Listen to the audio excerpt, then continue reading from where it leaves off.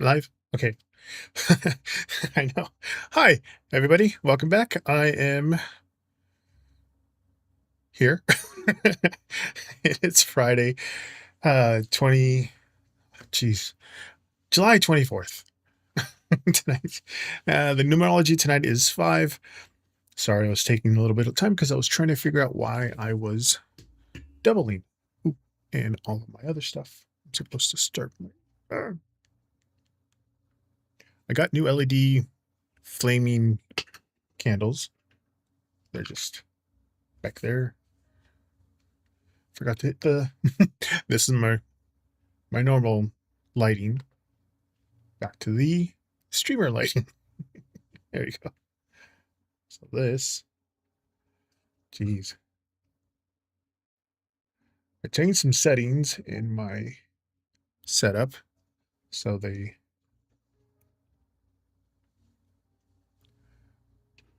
okay. There we go. YouTube FM.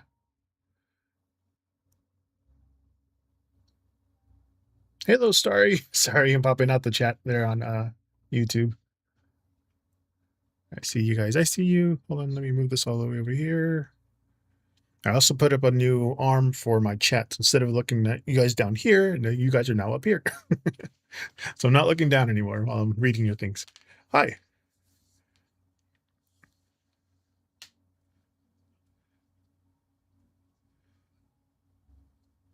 Oh, thank you. I don't know why it didn't register that either. There, Starry.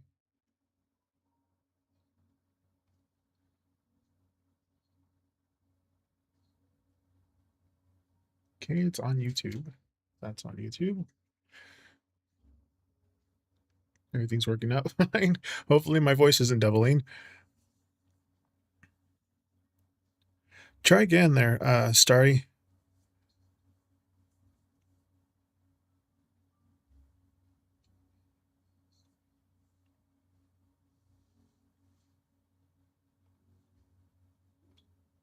Need that.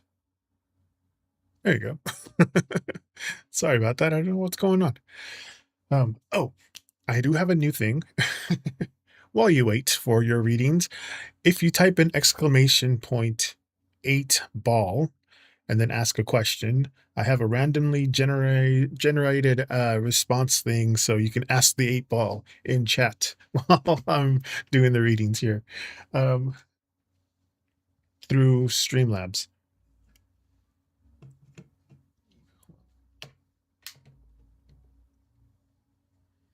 I'm also using the Oracle of the Radiant Sun cards along with the Spanish suited cards. Hi, Mystica.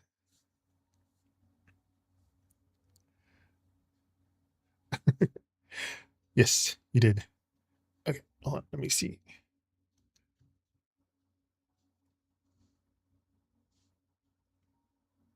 I changed my things. So now I have to remember which ones are which. Okay, here we go. Got this over at Michael's. Kind of cool. Husband got that for me. Move that over there. That's here. Oh yeah, I got another Virgo thing also from Michael's. Right here. Yeah. We got the Scorpio. It makes a good place to put the cards when I'm the Oracle cards when I'm not in use. Okay. Yes, Starry did come in first there. Jess. So I'll get her first. Some technical difficulties. But yes, I am using the Spanish suited ones. So they have, instead of cups, they're still cups, but they're called copas. Coins are oro, swords are espadas, and clubs are batons.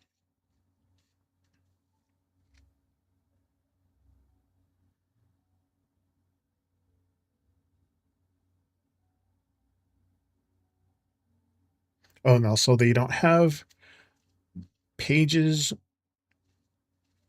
knights, or well, they do have kings, but they have instead of like the jack, it's a page or a sota, SOTO. Instead of a queen, they have a knight, but they are called caballo, and then the kings are reis.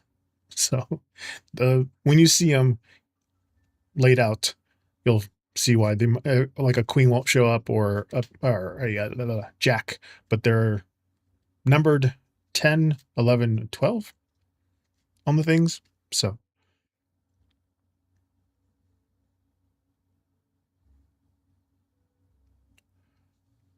oh, there you are. What does Yadish think of me?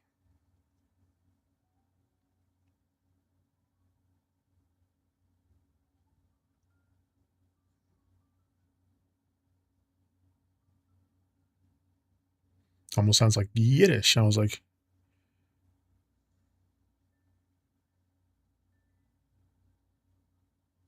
okay. Okay. And tonight's numerology number is 5. So I'll be shuffling these things 5 times. Again, if you guys want a little quick fun question answered, just type in exclamation 8 ball, all one word, and then ask a question. Then like the magic 8 ball will answer the question for you jokingly. There we go. We got that 10 of clubs, 9 of clubs, 7 of copas or baton. Batons, 10 of batons, 9 of batons, 7 of copas. Geez, my brain's going to go all weird today.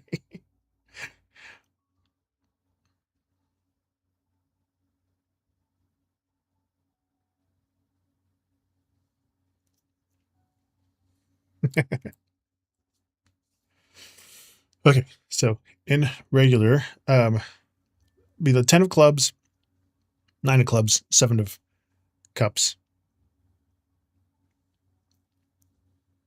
So this is about heavy responsibility. This one is about standing strong, setting a boundary. 7 of cups, it's the like big dreams or big feelings here. 10 of clubs seems like like there's a lot of weight or a lot of intensity there around feelings wise. The 9 of clubs here, batones, um, they kind of see you as someone who's resilient, or like they see you standing your ground, no matter what happens. The 7 of cups, like despite all the pressures that you do, they kind of they like hold a very deep kind of maybe hopeful, creative feelings for you underneath everything. But this connection, give it a little breathing room, just so this heavy energy can lighten up a little bit, and they can see you or your warmer side rather than your protective walls that they put you on, that they see you in.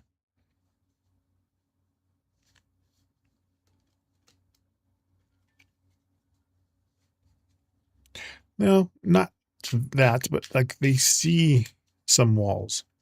Something's something that they see about you. Like maybe you're putting up a front, not front, excuse me, like some sort of wall.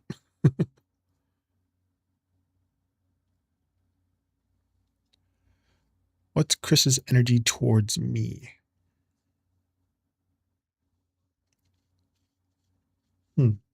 Possibly. All right, maybe set this one if I didn't already.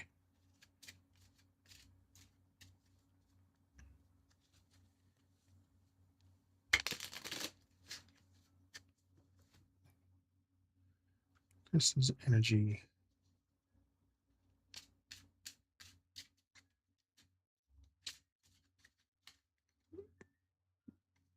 Hey.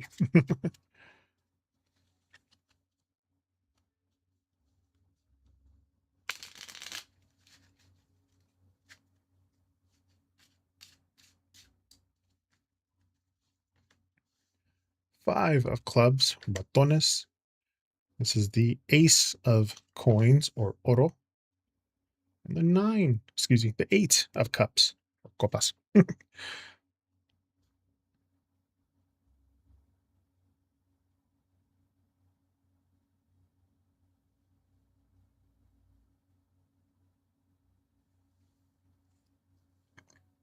And the 5 of clubs, batones, it's a very active effort here, or like pushing through some a little bit of tension. The ace of coins, or the 1 of oro here, it's a really good opportunity, like a high value or here card. 8 of cups, there's some emotional harmony or like a smooth flow here. The 5 of clubs, seems like Chris is working through a little bit of internal noise, or at least some kind of like busy tension right now with the ace of coins, or oros here. He does see worth in the relationship, or this relationship that you guys are on, if you're in one, or at least reach a very valuable opportunity here. That's how he sees you. The 8 of cups, even though you're like all this busy work that's going on here, there's a super, like a very peaceful emotional vibe kind of waiting. But with this here, Chris, give him a minute to like shake off whatever stress he has right now, so that you can both have this good energy, this trust valued, kind of keep things easy going. We're not talking a lot, but not yesterday or today. Yeah, that's probably what this part is, this internal noise, some tension there. But he does value you. He just needs some time to get to this part. Something's going on with him.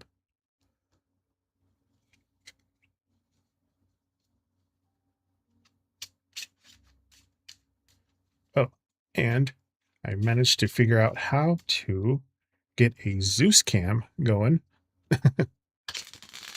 Welcome, Miss Nika. You're next.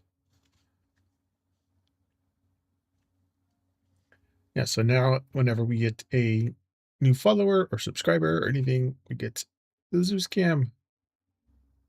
Okay, why aren't you actually turning on?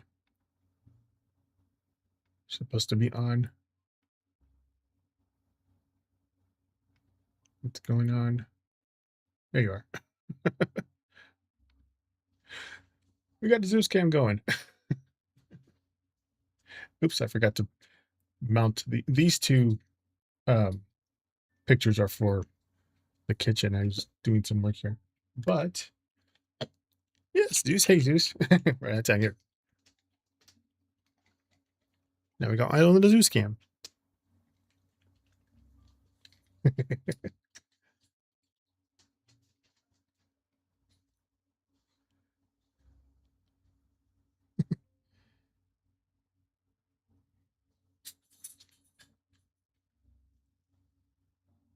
Yeah, Miss Nika, waiting for your question there.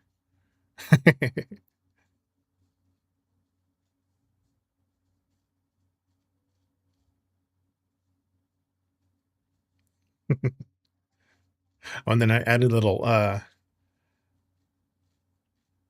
crystal ball there instead of the bot face that I had.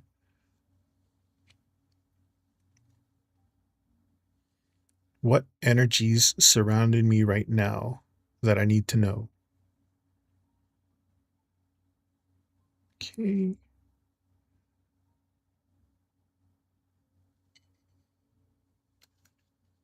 And these are basically all 12 zodiac signs in each of their respective houses. So there's a lot of them here.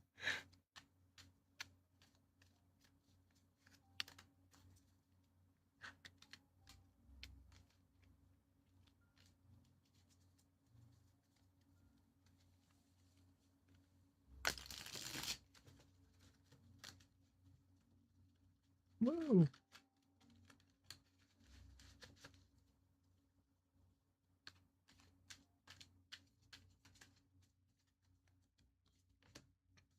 Submission.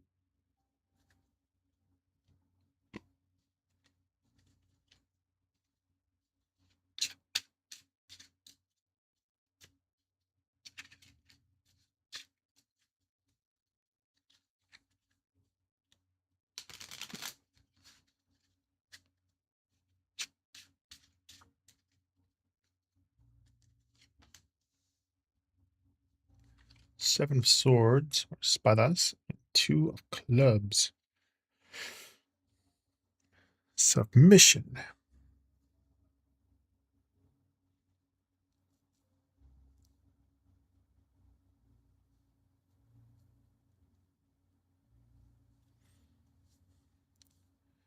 Okay, so submission here, it's like surrendering control or like yielding to the moment, accepting it is what it is kind of mentality with this one.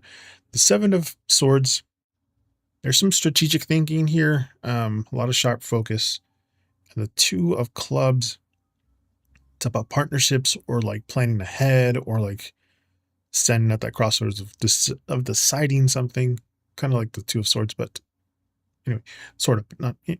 But the submission card here, like right now is a really good time to like stop fighting the current, just kind of let things unfold naturally. With the seven of swords, espadas, it seems like there's a like the energy is telling you to play things close to your chest, making some smart, quiet choices than kind of rushing head at first. The two of clubs, like you're stepping into the supportive space, like maybe you're planning your next move with a like trusted partner or ally, to work in your favor, but it's saying to stop trying to control every little detail. Kind of let this noise kind of clear out first, keep your plans private, at least until you're completely sure about your next step.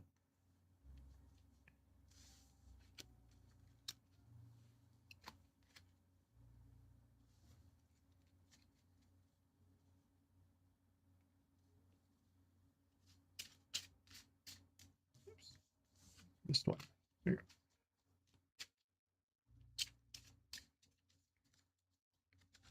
Reset.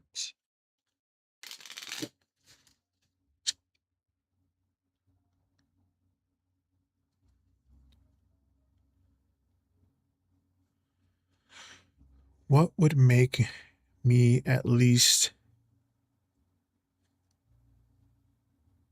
as abundant as Yadish?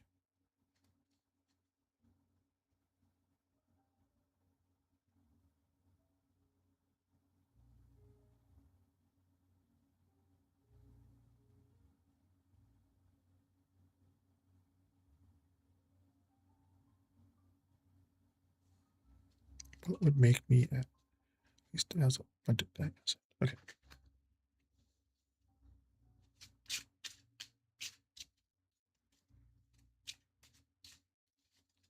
I was going to do the other Spanish suited cards tomorrow, but they're basically the same as these, except they're just white. So I'll show you guys later. Here, what's going on with the Yiddish? 11, 9, 1. So the 11 is caballo. So it's the knight. The Spanish cards came from military playing cards. So instead of jacks, kings, and queens like the French, they have sota, caballo, and rey, which is like squire, knight, and king. Since they're all based from military things, so that's why there's no queen. The French ended up having to add a queen later on when they decided to print their own.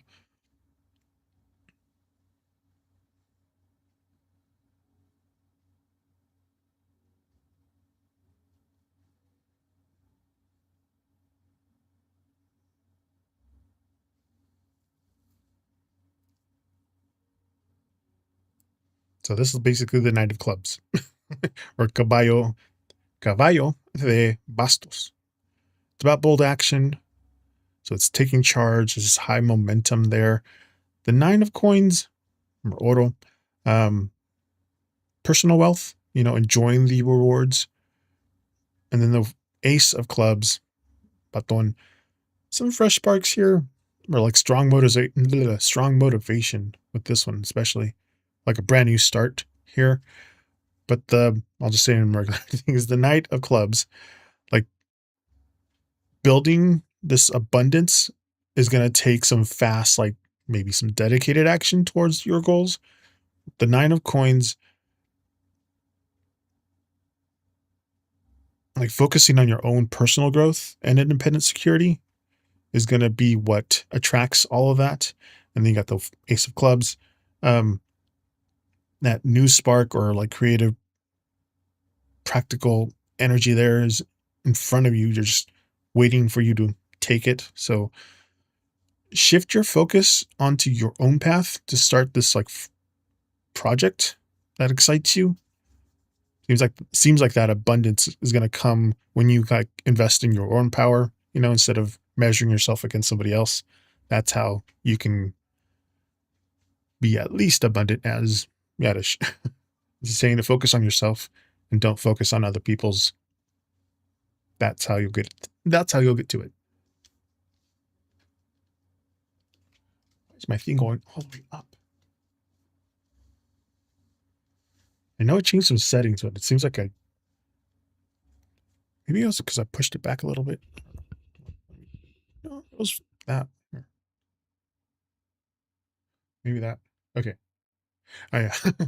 I was like, I think I just turned it up a little too high on my Wave XLR thingy.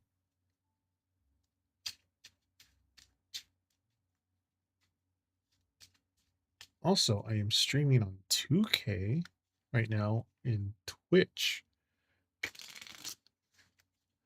Change some settings again. You're welcome. Yeah, type in. Well, let me see if I can do it.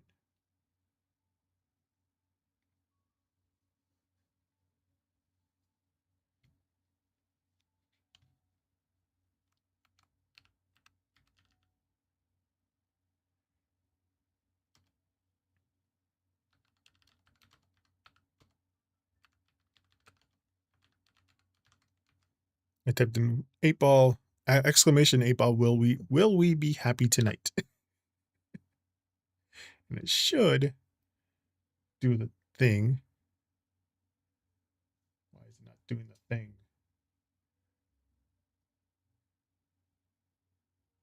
There you go. Oh, very doubtful. It just took a second. But that's supposed to be an emoji. It's because you guys aren't. I guess emojis don't work. Twitch emojis don't work on YouTube. I just realized that.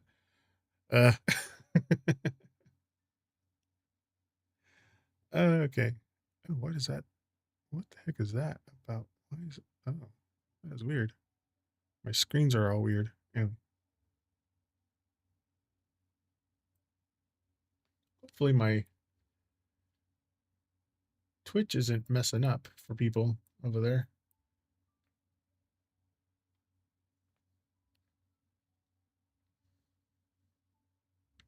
I think I changed the bit rate to 12,000. So my internet should be pushing the content clearer. I don't know. Oh, back there is that new Holotaco um, set that came out last week, which is what my nails are this week. Except for the stickers. Well, this one. Come on, focus.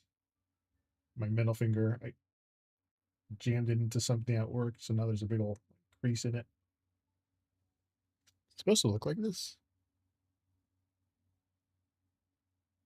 Yeah, the color, the topper are from Holotaco. The color from Holo Taco, and this one got a topper. But the stickers are from Amazon. The decals of it.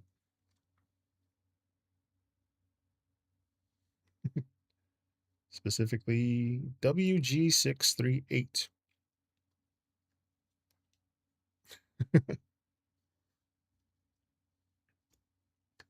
What else? What else? There's other things I was. Oh, yeah. We mounted my Stream Deck underneath my desk. So I'm not like reaching over now to try to push the button to go. Hopefully, you guys heard that. Don't know if it's doing it or not. Try again.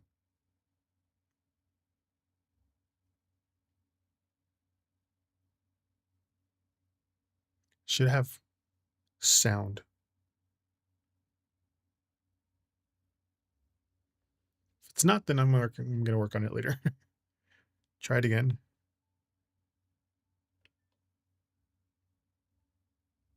Nope. I had doubling issues with my voice. That's why I started like 5 minutes later than normal, because I did a little recording to see if everything was working fine, and then I heard doubling. So my audio hopefully isn't not working somewhere where it's supposed to. I got my StreamMix Elgato Virtual Audio going, which made it sound solid. The settings, audio.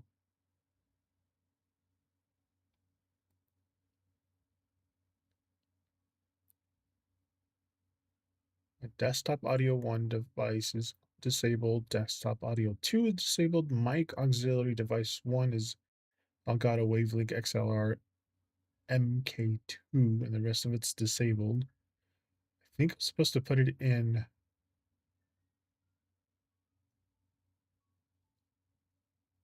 StreamMix Elgato Virtual Audio.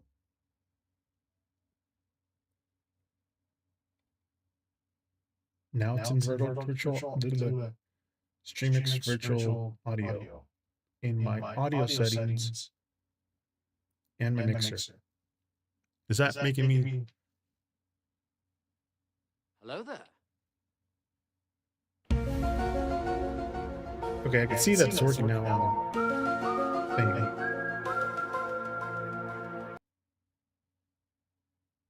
See, now I'm doubled.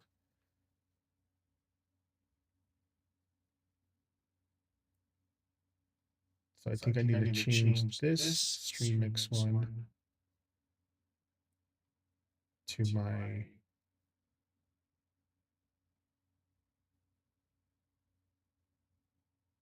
mic in.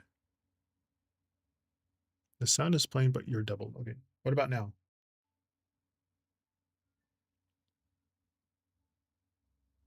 I think you can mute your mic in the voice pod.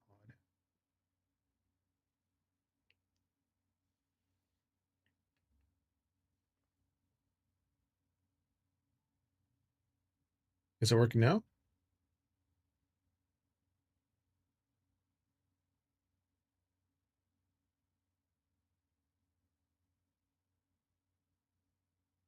Oh, I got to talk. I have mic in Elgato thingy for the stream mix. No extra sounds. Oh.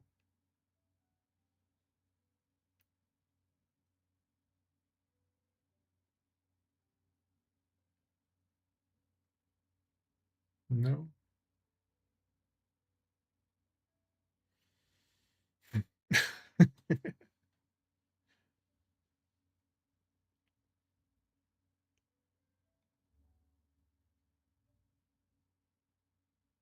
My audio monitoring device is System Elgato Virtual Audio. Is that supposed to be changed?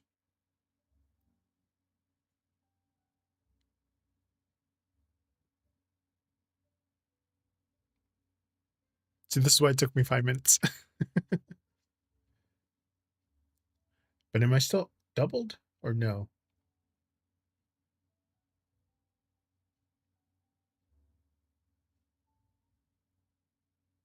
I guess I could just turn on my thingy.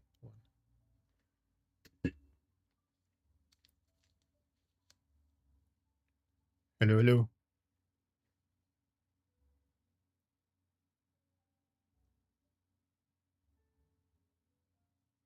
Okay, yeah, no, I'm not doubled anymore. You can't hear any of the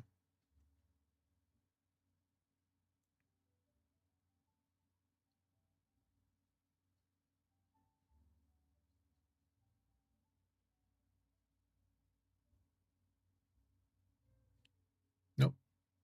No. I guess no. I guess no, what's it called? Sound thingies.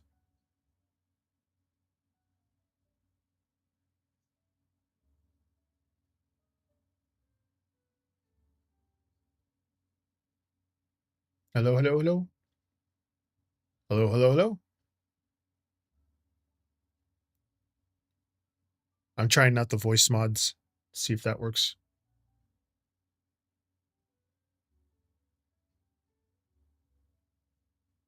No, it doesn't work. Oh well. At least I'm not doubled anymore. I will figure it out tomorrow. Okay. As for games, let's see. That's why I this time I usually put a game. The game that I'm playing right now is Moonlight Peaks, but I do have to catch up on my Fortnite Save the World V-Bucks, so I'll be playing that.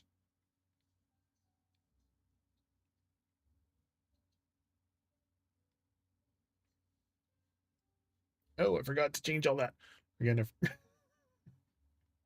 I changed one, but I didn't change the other.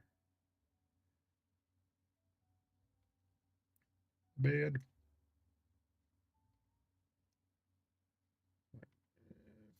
Fit the screen.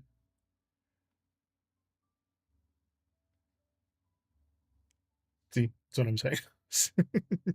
I was changing one, but not the other one. Game cam.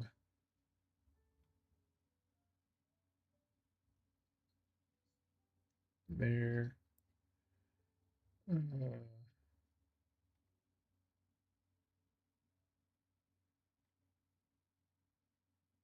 July frame. So, the behind the scenes stuff I was supposed to do before. Otherwise, I'd be there trying to figure out all this other stuff before the stream happened.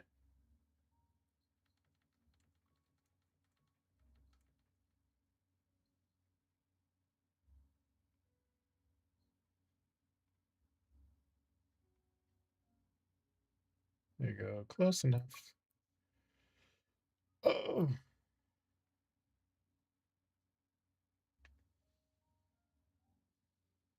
face cam for my Twitch, at least.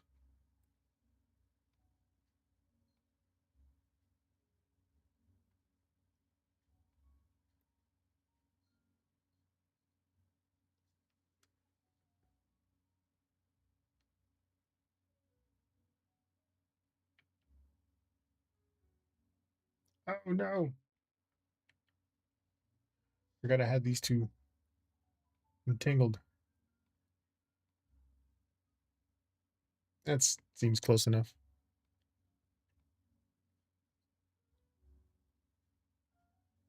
There we go. It's not Moonlight Peaks. Move my thing over there. Move that over there.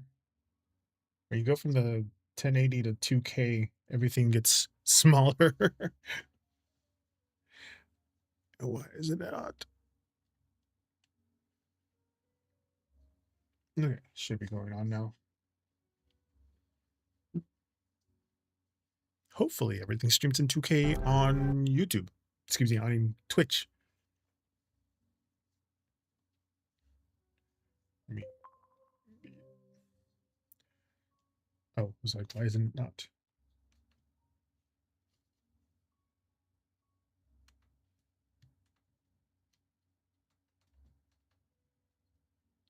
Forgot I have my dual monitor going on.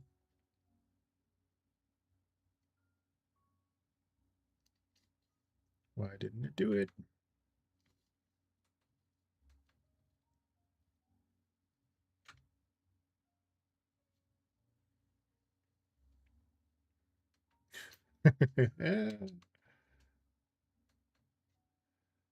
That should be the source for me.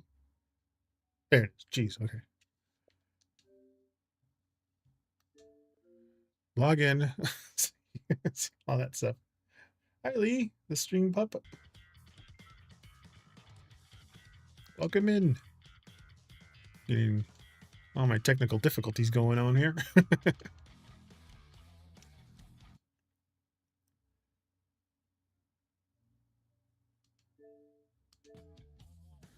Okay.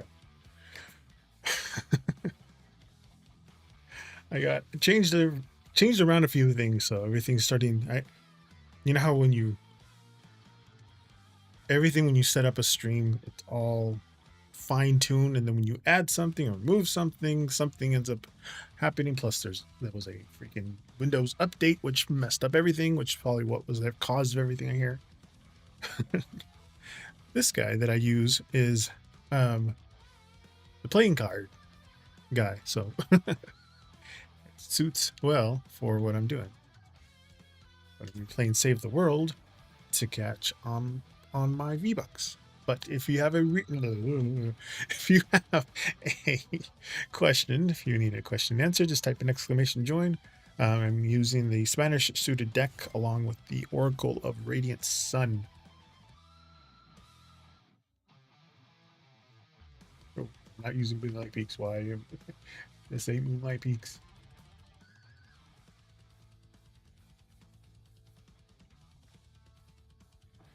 Yes.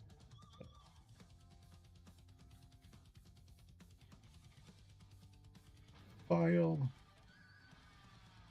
Logos. There we go. Save the world. Move that to.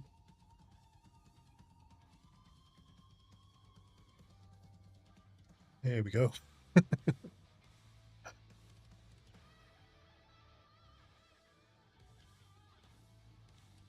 Oops.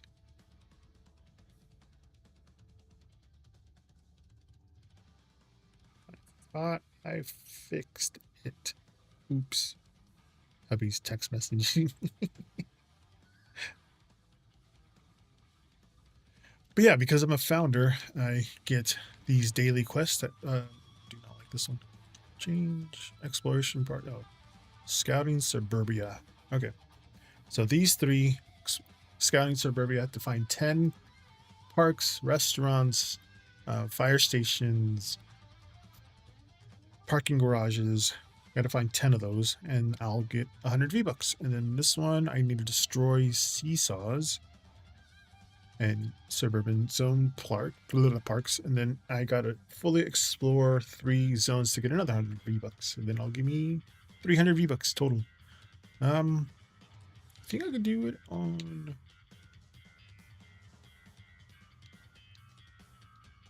Let's see. Oops. There. Suburbs. Fill. Do it that way. But yes, I do have a pup cam. I have once I get a followers or subscribers or something, which I got a lot of them. Hi, Dillowin. Speaking of, hi, Dillowin. Welcome in. I got a lot of subscribers last week, so I made sure that I had this going for us for the Zeus cam. Oops, I gotta mute my YouTube because I can hear myself in the background. There we go.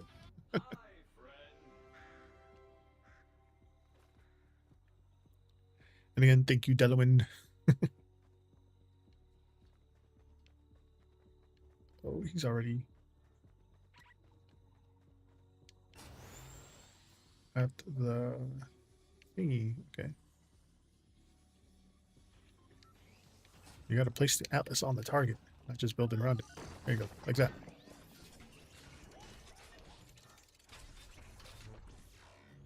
They're coming from this way. So then you want to put a zappy floor thingy.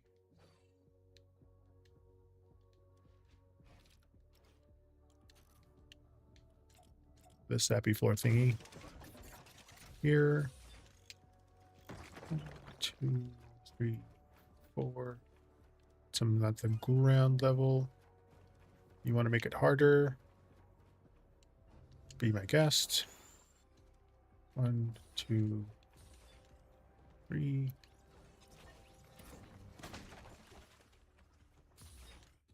Clear some space here. Turret. Blast everything.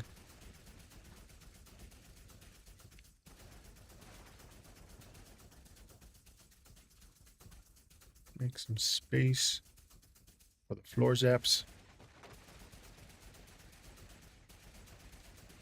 Because they're all going to come over here. Oh, you can go. I think it's 8 minutes long once it starts, but I'm setting it up so I don't have to actually do anything. But yeah, you can go ahead and ask.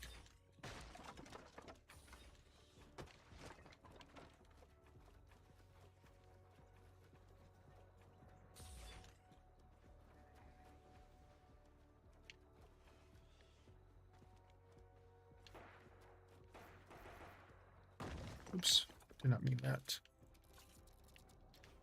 Oh, I also added Delaware. I added a 8-ball to the stream, to the mix. So if you type in exclamation 8-ball and ask a question, it'll do like an 8-ball answer. The thingy. There we go. Now I can.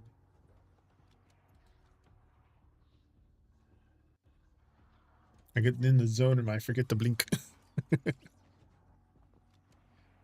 But I got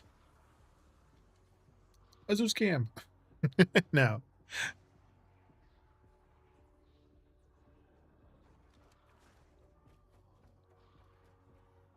Or whenever.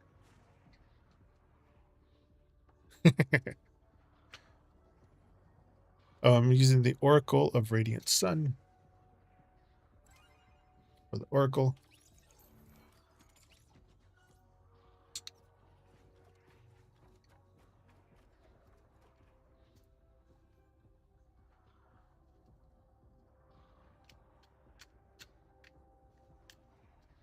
Tonight's numerology number is 5. So I'm shuffling these 5 times for you.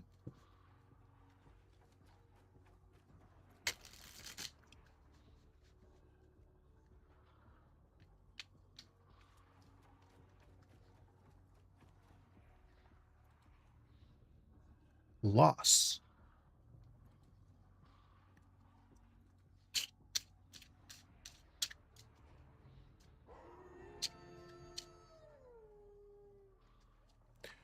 The stream's glitchy. Oh no.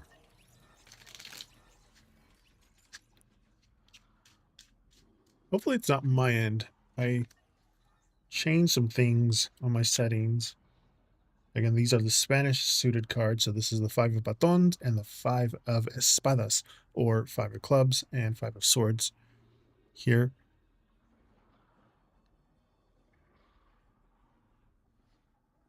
General weekly horoscope.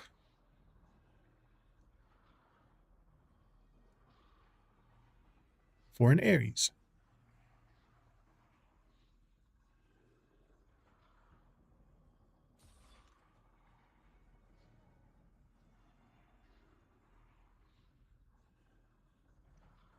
It's probably what this thing having a loss of signal. I'm kidding.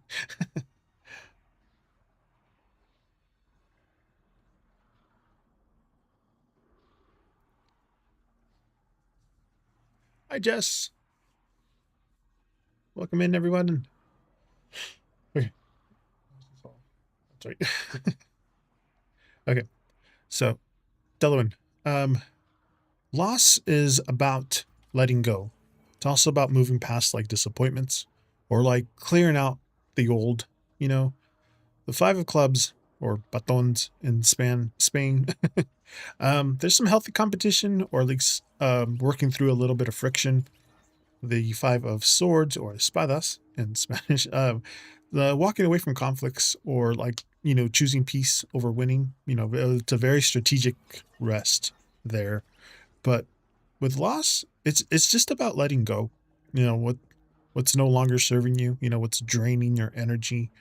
With the Five of Clubs, there might be like a little bit of some minor arguments, or maybe some misunderstandings popping up around you.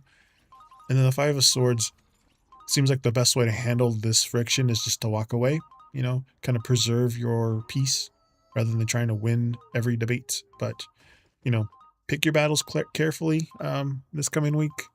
Don't waste time and energy on kind of petty disagreements. Seems like your strength is going to be knowing when to step back and just guard your time. Speaking of guarding my time, I sat for too long, and now kicked me out of the game. it's, it's fine. It's fine.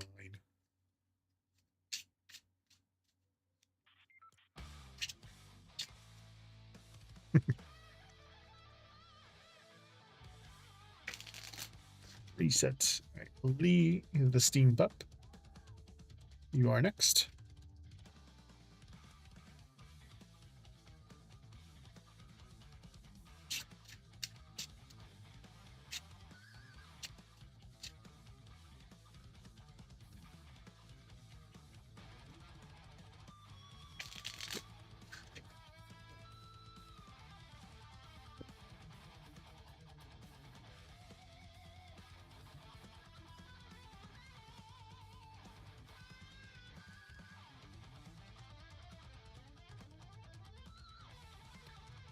Weekly reading as well.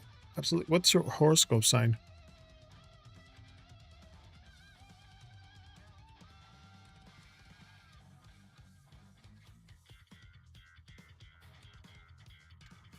Reset this one. Hold on.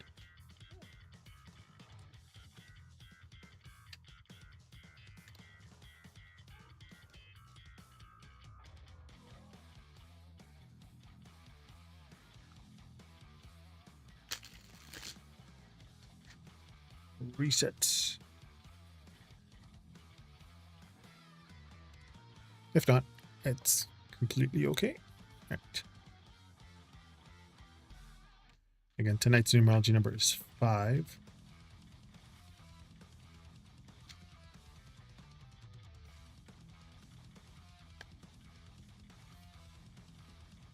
Oh, no worries.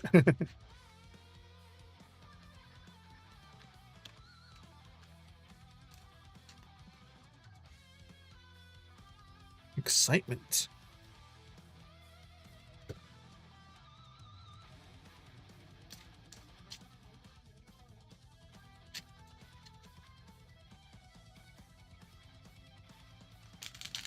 Oh yeah, I put a little timer thingy on there. That'll be popping up periodically to tell you and remind everybody that the numerology number tonight is 5. So you got the King of Batons and the Sota of Oro, or King and the Jack. Pisces.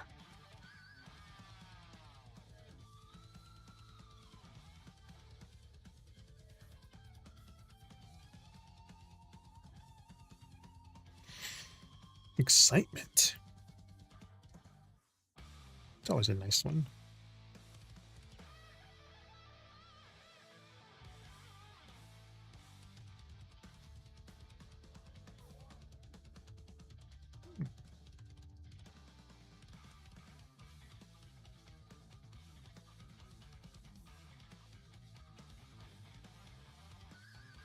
Well, it is high energy.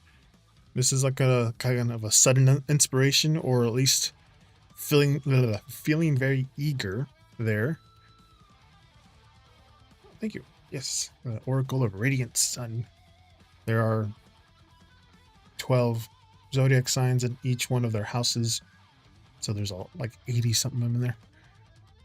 like a song right now.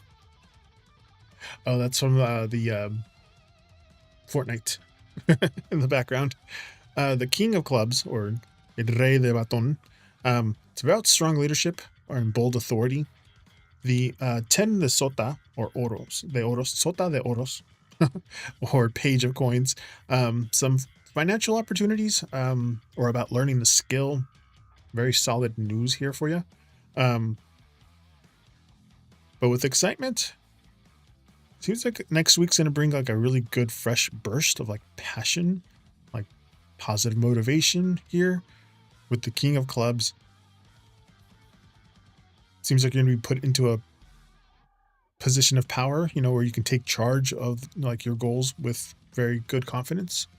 The Page of Coins, like the steady focus here, is going to bring in that good news, or like at least some like a practical opportunity there, just to build up your security. But yeah, trust your abilities here to step up when the chance comes along next week.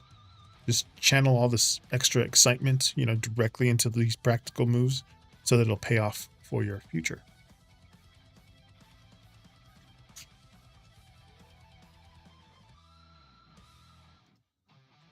Oh, it's exclamation 8 ball.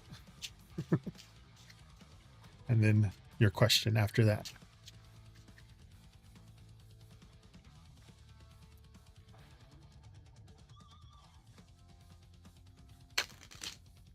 You're welcome. Jess, you are next.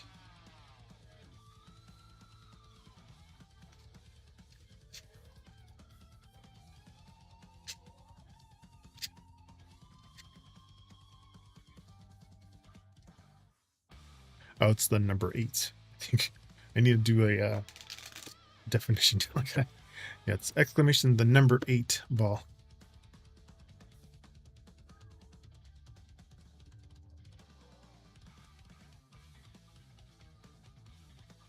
Is Chris going to pursue me romantically?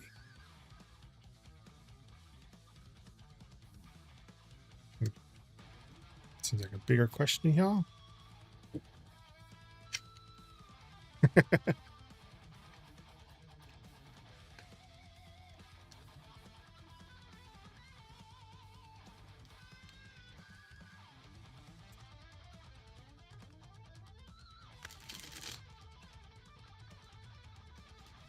I was resetting that one. Hi there, Raven.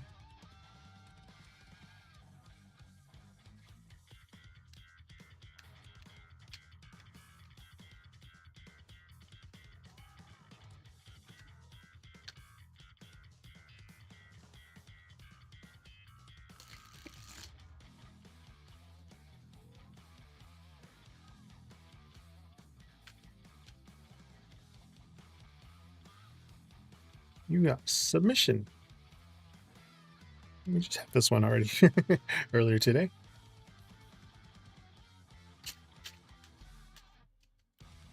No worries, Delawin.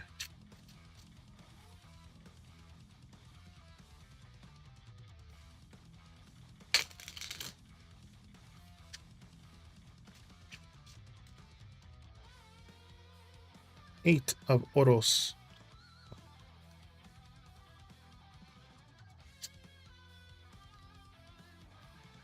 And the one of Espadas, or the Ace of Espadas. Submission.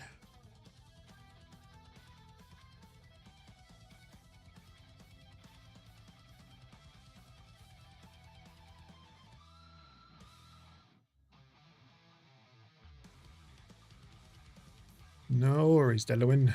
Okay. Well, Jess, submission is like surrendering control, or just allowing things to happen. It is what it is kind of thing. Patience. It's a lot of patience too. The 8 of Coins, there's some steady efforts, or like things building slowly here. The Ace of Swords, or of the Espadas, it's a lot of certainty, very direct truth, or like a very decisive breakthrough here. But with submission, seems like right now kind of like the time to sit back and just let Chris take the lead rather than trying to force an answer with this. Um, it'll happen if it happens, and it's going to happen because he's the one that said it. So the universe is just telling you to sit and wait for him to come. The 8 of coins, like, he's quietly putting in some work, behind the scenes to build something. But with the Ace of Swords, like, the moment that it happens, it's going to be very clear. He's not going to like beat around the bush with here. He's going to say something, but it'll make his intentions very obvious, but try not to stress about the timeline. Let him do this heavy lifting, but that clarity that you're looking for is going to come. Just, you have to let it play it out. Give it a little room to play it out.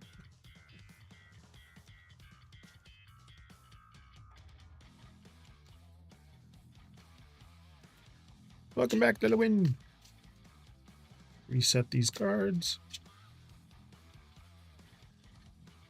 You're welcome, Jess.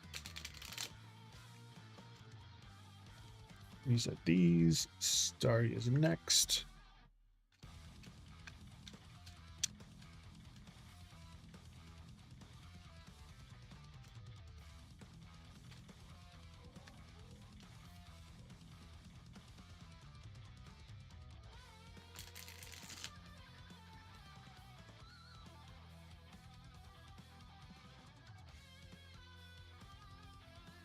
Okay. Starry.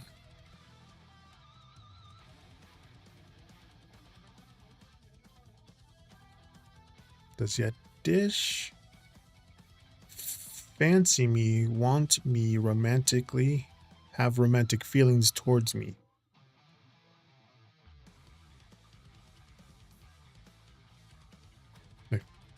Bigger question.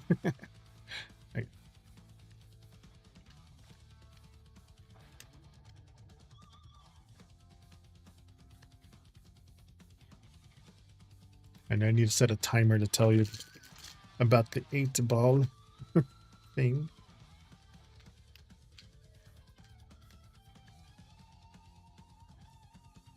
Star, you have order.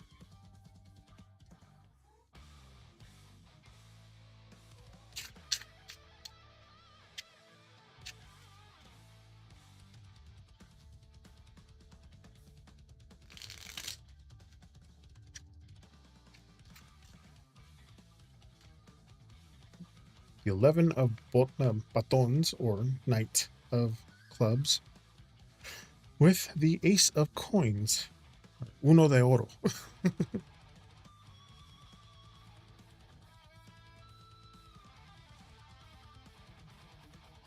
Sounds like a severe card. Not necessarily.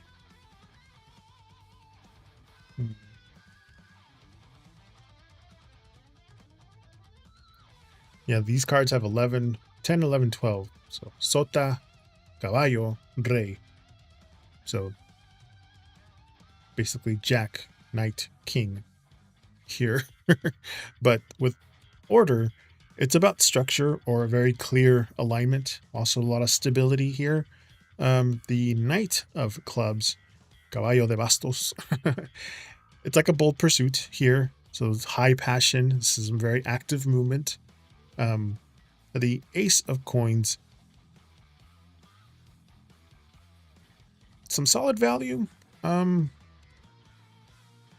Actual, like, genuine intention there, or like a start of a real foundation here. But with order, seems like their feelings are pretty clear and intentional. It's starting to line up in a very, like, stable way. With the knight of clubs, though, there's a real, like, energetic urge to step forward and pursue you directly. The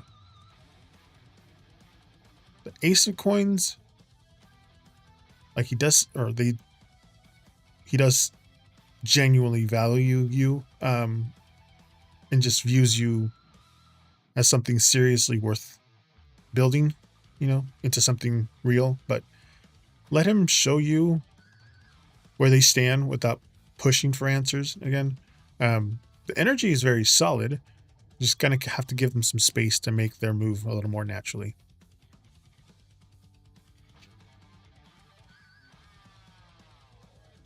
Yes. Especially with that Knight of Clubs. That is the bold pursuit and the high passion and the actively trying to do something, but yeah, they're building up to it. All right.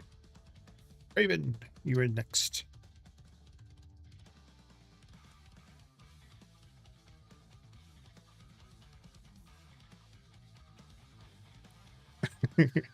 Having fun there, Delawin. I also lowered the threshold on how many times you can answer it or ask the question with the 8 ball. Because it was like 30, it was 1 minute before you can ask the next one. So I just lowered it down to like 5 seconds after you ask one.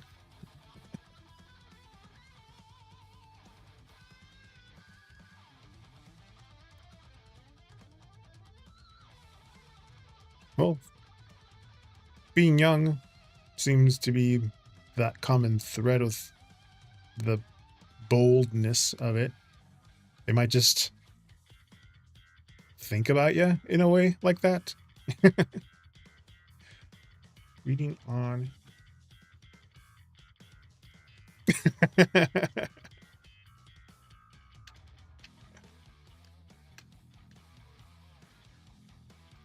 Well, Streamlabs has one question. Lumia Stream has another one. Hold on. I didn't reset this one already. Fantasy, exactly.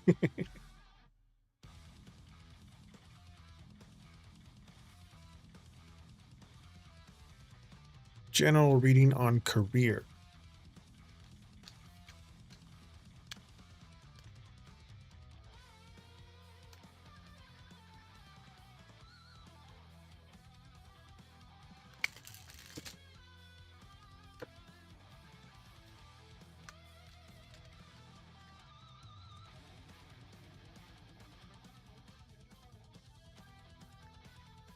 Inheritance.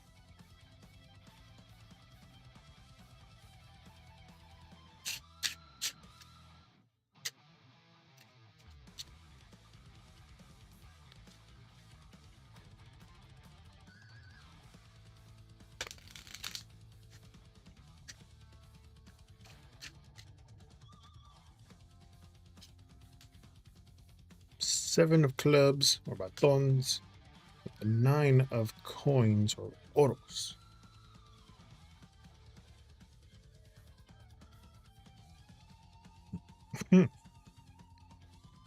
Okay, well, let's see. Inheritance is like building advantages or like lasting legacies. It's also about like receiving a gift or wisdom from the past. So, things like that. Those are also types of inheritances in the universe, speak. The 7 of clubs is about standing your ground or like overcoming obstacles. The 9 of coins, some personal success here. It's financial independence, enjoying the fruits of your labor kind of things. But yeah, it's good. The inheritance card, like you have strong foundations from past skills, and experiences that you can draw from right now. That's the kind of inheritance I was talking about. The 7 of clubs, like pushing through these like recent challenges that you've have, or like some workplace competition maybe, is gonna just show everybody what you're made of. The 9 of coins, standing firm with those values is going to lead directly to financial rewards, that comfortable level of like independence in your career. So just trust in that experience that you've had, and don't back down from any challenges, keep working. Seems like your efforts are actively paving the way towards this career security there. To learn what you've used in your past.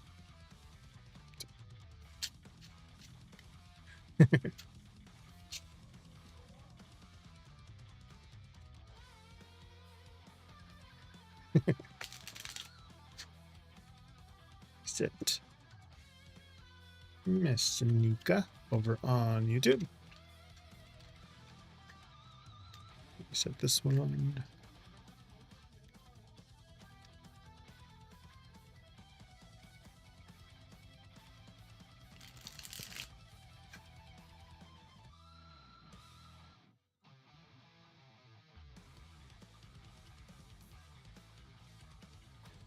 What are my guy friend KG's hidden motives towards me this weekend?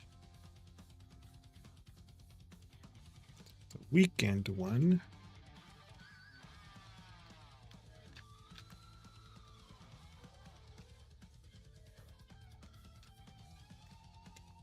Oh, you finally talked.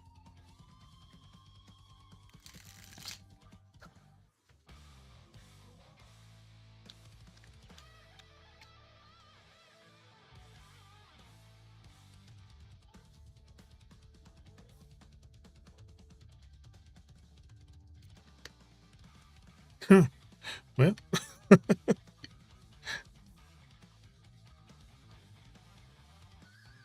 revenge.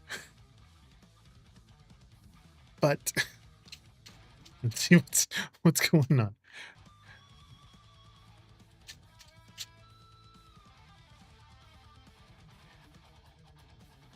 Doesn't necessarily mean like bad revenge, I don't think.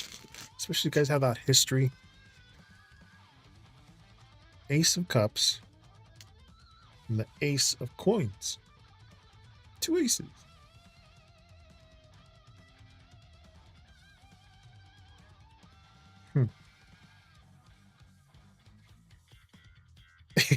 Well, okay, revenge in this case would be just clearing out old grievances, you know? It could be like settling some emotional scores or just like the air that needs to be cleared here.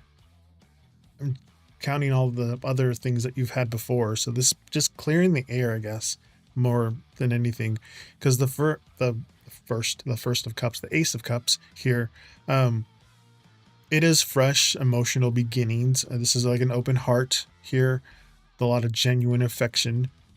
This is why you need clarifiers when it comes to oracle cards. And then you have the Ace of Coins. It's a real opportunity. You know, this is the tangible effort. But with the Revenge card, it's just saying that any hidden energy, you know, coming from him is just about wanting to settle past misunderstandings, you know, or setting the record straight, you know, once and for all. That kind of revenge, you know. But with the Ace of Cups, that intent is just rooted in wanting to reset any kind of emotional vibes that you had, you know, just a clean slate, fresh starts here. Yeah. The Ace of Coins, like, he wants to offer like a genuine effort, you know, to turn this into a more healthier dynamic. So don't be afraid to kind of talk about any old lingering tensions if they come up this weekend. Seems like the groundwork is here for some more fresh positive resets, you know, if you both keep at it.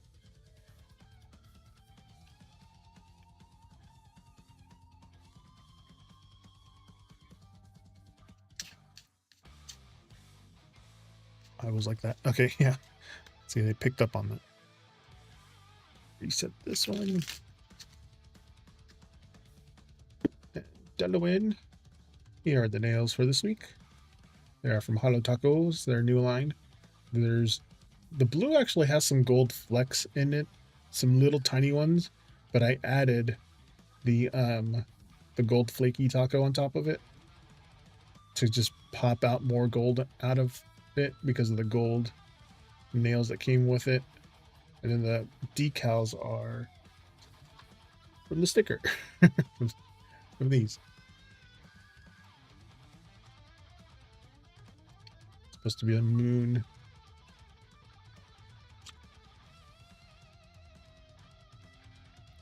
Very whimsigoth. because let me go grab it.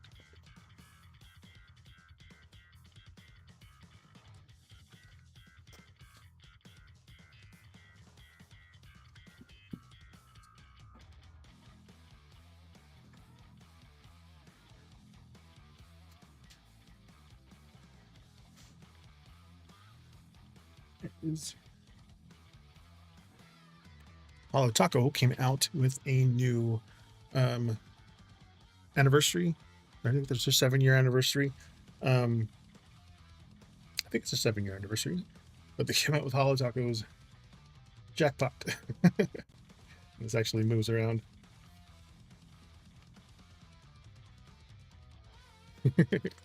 Pretty neat. And the box opens up like this. It came with the gold, a red, and a blue to match like the poker chips. And then they came with toppers.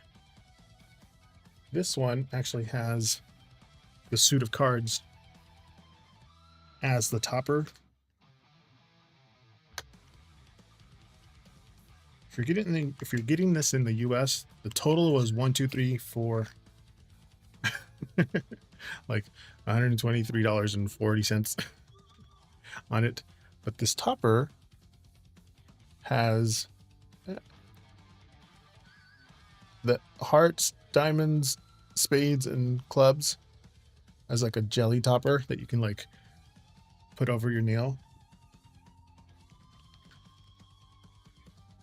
The gold one I used. I need to take them out of the box.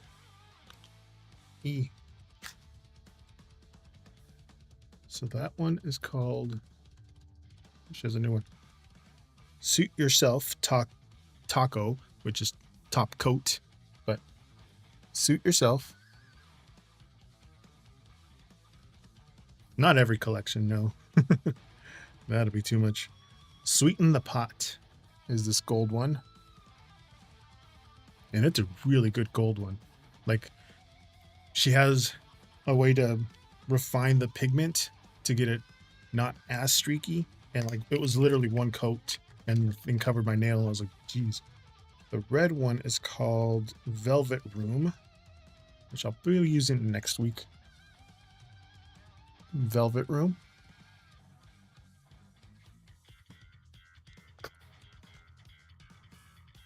The blue one that I used on these, it's called Hit the Lights. You can see those little gold flakes on it. There's a little bit of it, but I added more from this one. It's called Winning Streak Top Coat. That's what I added on the blue to make it pop a little more.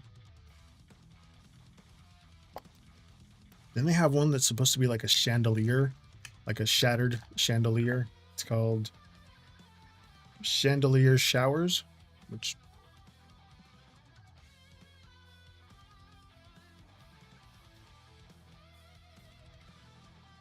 she was able to cover her whole finger. Did I break it? No. She was able to cover her whole fingernail with it, but it took like 4 coats of it. And lastly, they have the black gel. It's like a black jelly see-through with some sparkles in it, called All I Do Is Sin. So it's black jelly with those it's supposed to look like the lights on the strip, all the different colors on it. It's all of these. You can see like the color story from them. And the reason why I got the collection box was because she actually comes out with her own playing cards. Holo Taco playing cards. I was like, Of course I'm gonna buy it. And the playing cards only come when you buy the whole collection. You can buy the individual polishes and toppers by themselves, but the cards them are only come in with the collection, full collection. I was like, oh my god. I was like, somebody's been watching my streams. No, I'm kidding. No, she had a whole thing where they showed her going to Vegas for her birthday, I think. Oh, this is her birthday. Was this her birthday or the anniversary one? She has a collection for her birthday, and then she has a collection for her anniversary. The anniversary of Holo Taco.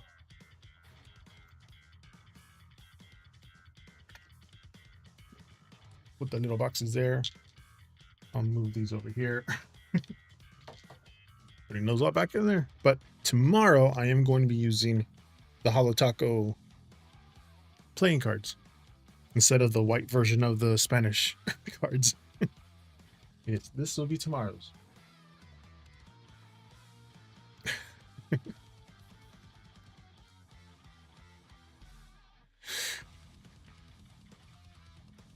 Yes, Christine is overdoing herself.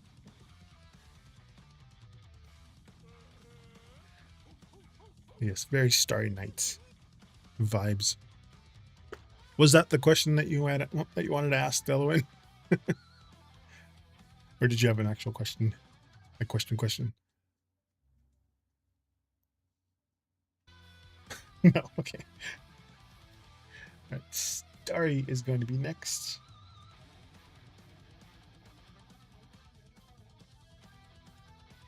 Come on.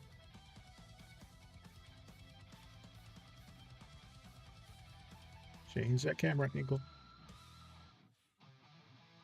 Oh, weekly career. Okay.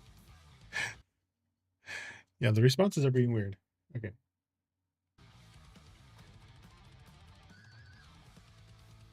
Did my thing switch? No, it's still going.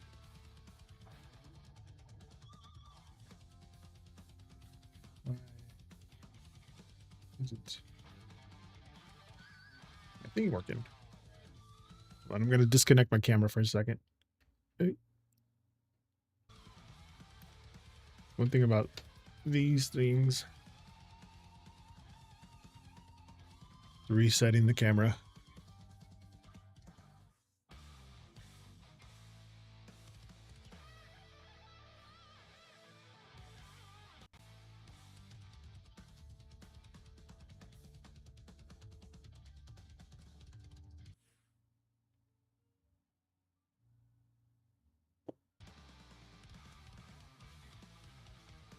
Yeah. Close up of my beard.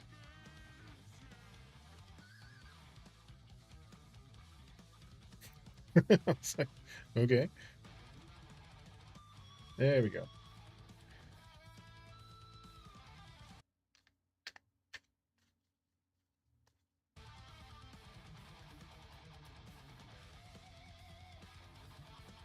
That was a no to another question, not no to if you had a question.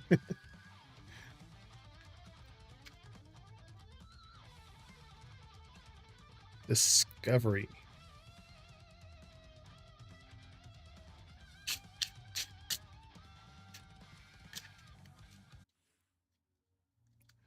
Sorry, Starry, I misread Delawin's replies.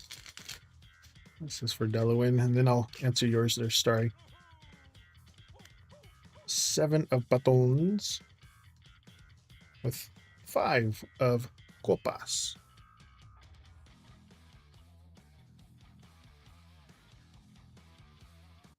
Weekly career. Discovery. The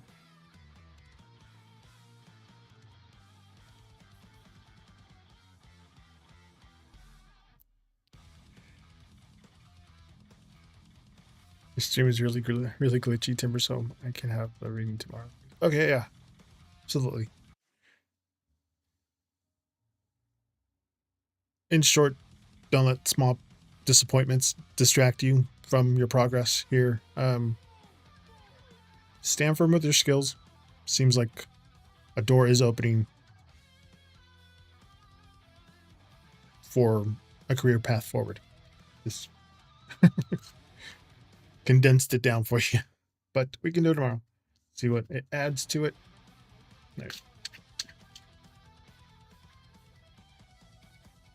Starry asked,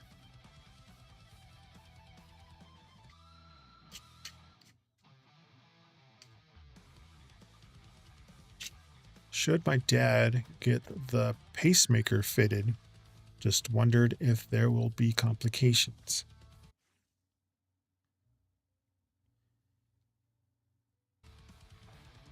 Again, just to make sure, disclaimer, I'm not a doctor, I'm not a psychic, so this is all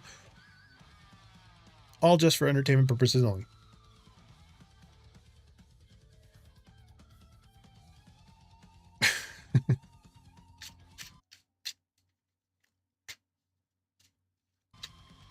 Hopefully non-issue. Okay.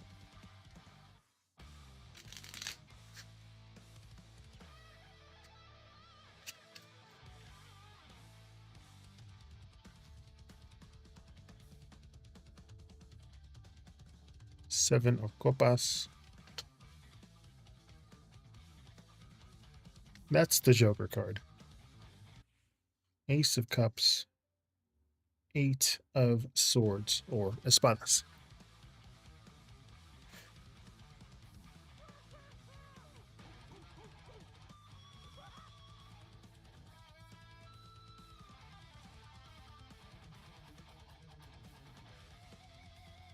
I believe it was just Zeus. Okay.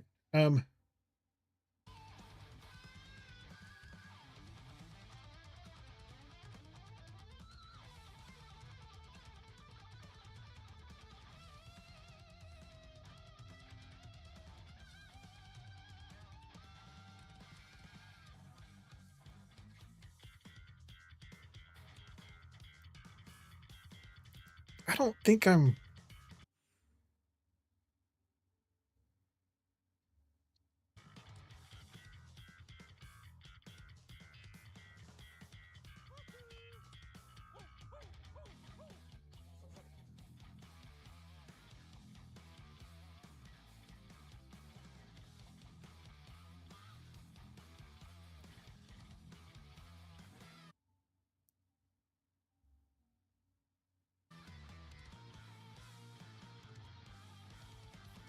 Hmm.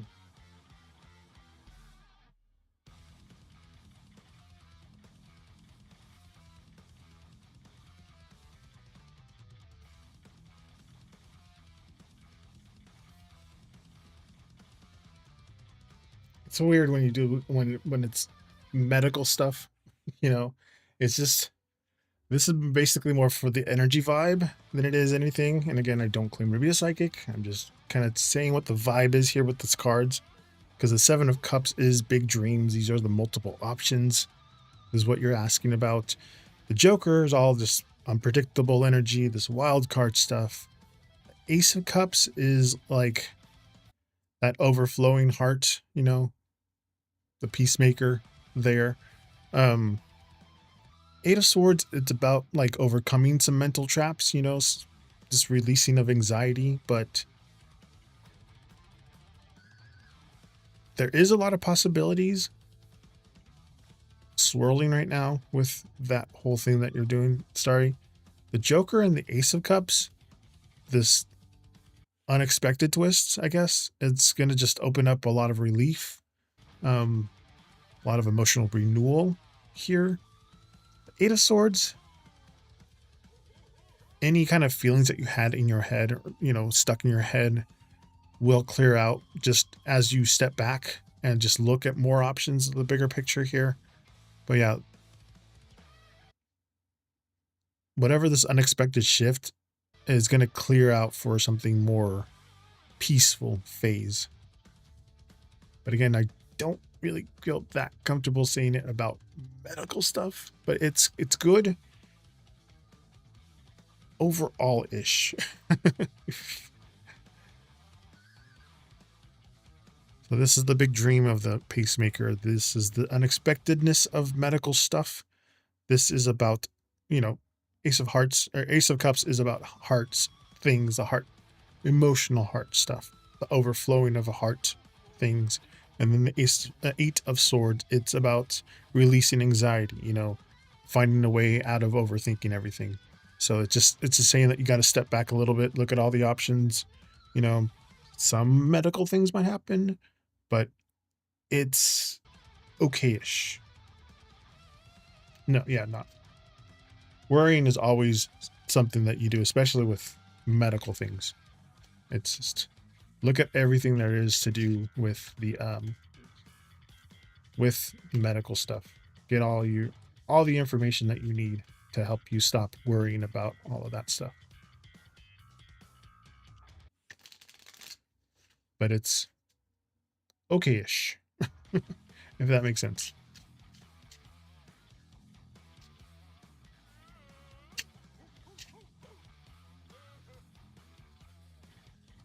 You're welcome, Starry. And like phrasing. It's all about phrasing.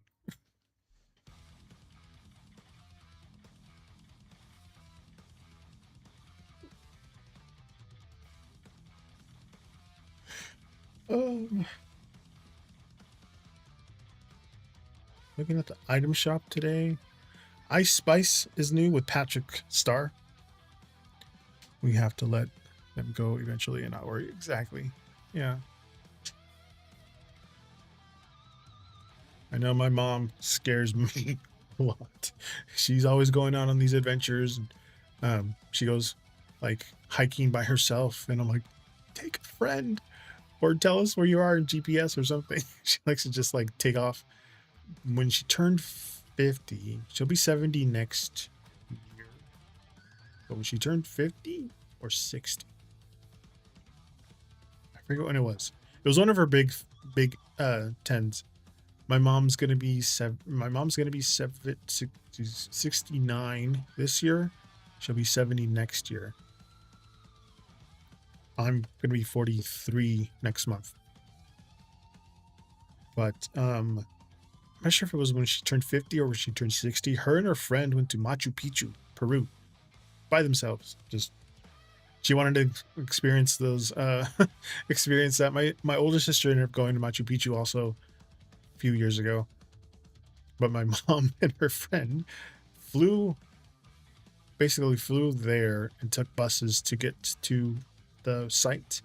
And then they took a bus all the way back to the United States from Peru, except for the Darien Gap and their Darien Pass Gap, I forget what it's called. We had to take a little charter plane over that to get to Panama. I think she did it when she was 60. Then I think so. I have to go look back. But she didn't one of her big ones. But yeah, her and her friend took a bus. And all the freaking things, like she was like, oh yeah, when we got off the charter plane, because everybody has to take a charter plane from like I think Colombia or Venezuela over to Panama to go over that pretty dense part of the area.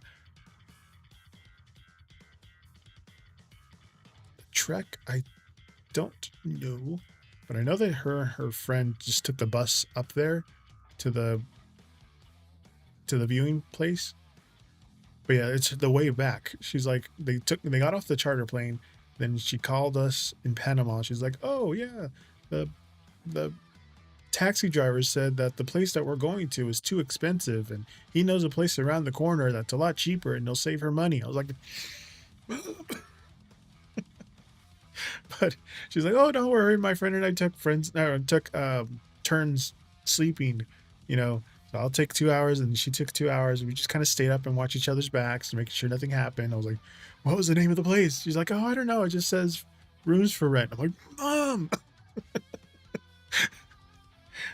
And then she took a bus up to Mexico, and then she ended up staying at her hometown back in Mexico for a couple months. And then she ended up taking the bus all the way back to Tijuana, then took the bus, then walked across, then took the Greyhound from San Diego back up to her house. I was just like, oh my gosh. she's a very explorer. She'll go and Mine, she's like a goat. She'll just like start climbing up on things. I was like, oh, get down. And she's very much an explorer. Very, she's a very free spirit. She was a former hippie in the 70s. She had that really long black share hair. Hey, new in the item shop is Ice Spice with Patrick. You can take Patrick along with you now as you're playing Fortnite. Oh, that's a back bling. I thought that was a glider. Pickaxes. Spice fish. I think there was a movie with her in it on SpongeBob, so now she has a thing. That's a pickaxe. Another pickaxe. Ice Spice. She actually has a better face this time. The last time she was on the item shop, her face was almost like an oval. They kind of made sure she had her cheeks this time. She's trying to get trouble. Only the divine has saved her. Exactly. She is a Libra.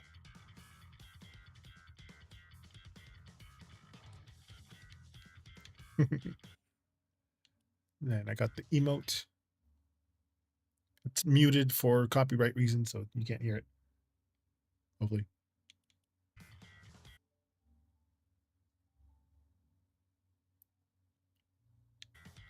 Oh, then you have. Oh, she's new. Oh, I have enough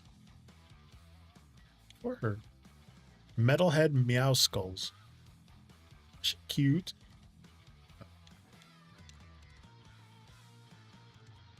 Eh.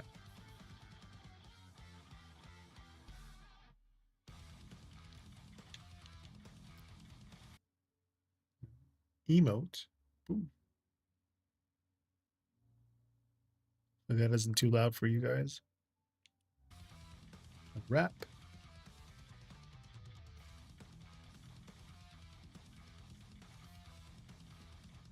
Oh yeah. Oh yeah. Chicken feet. I already got Dawn Egg Cracker before as a meme skin. Rooster roast coffee.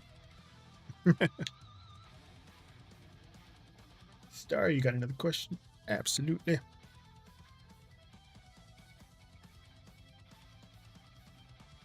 Wait, my camera doesn't mess up and glitch again.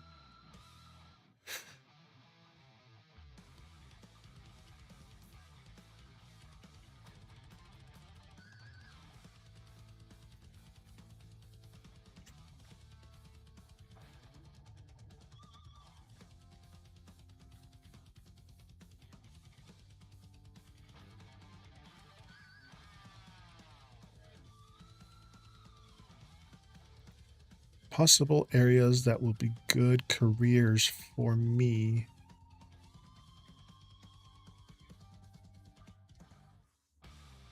To help me decide on my career path.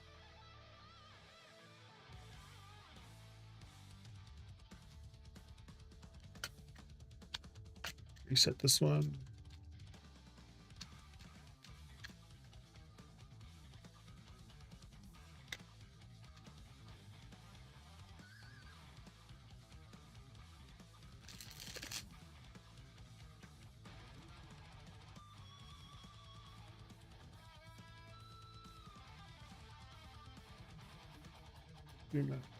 Let's go.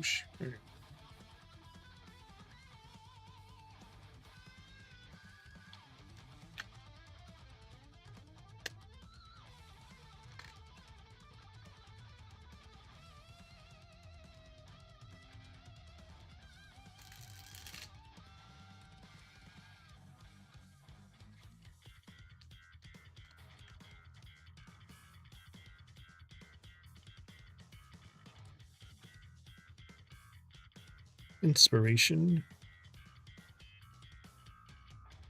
Domination.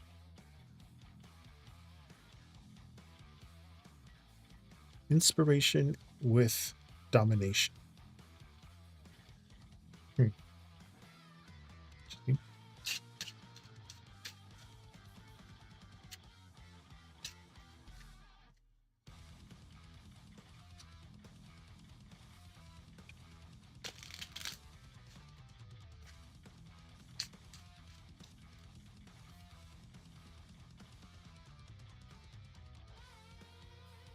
Four cups. Seven of clubs. Two of clubs. Pull it out a little bit.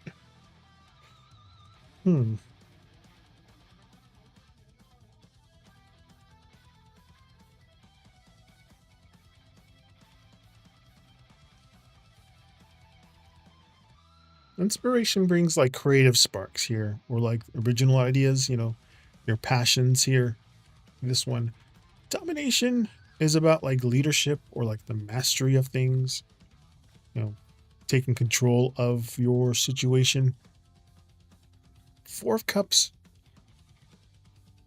like reevaluating choices or like looking inside within, The Seven of Clubs, it's like standing strong or like defending your ground.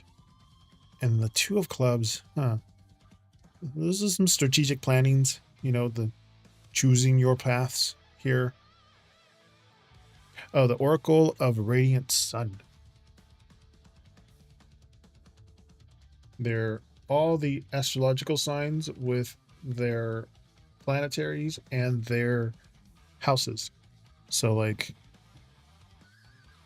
inspiration is, what is it? This is Pisces in the 12th house.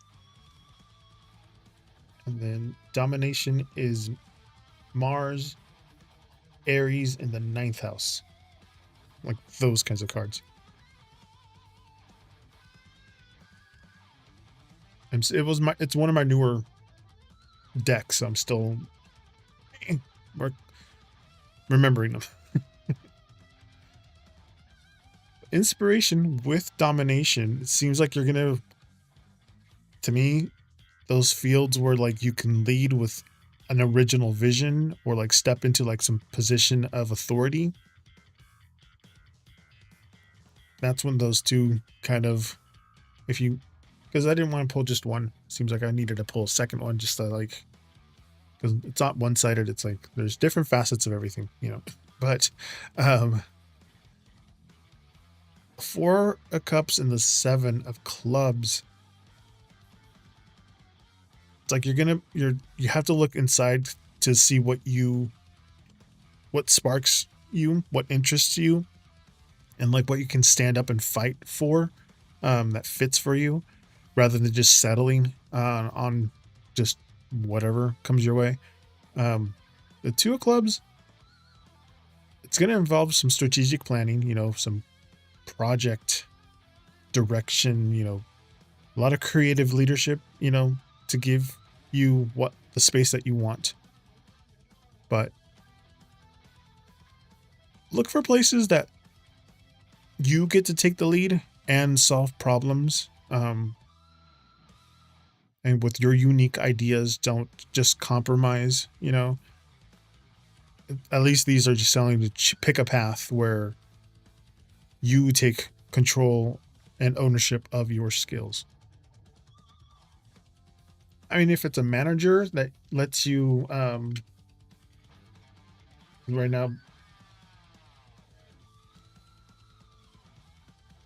in the field that I'm in, there's problems to be solved.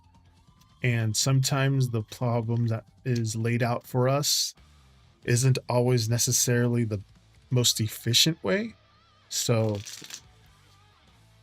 management usually will tell us, hey, if you see a option of doing this better, more effectively, more efficiently, go for it.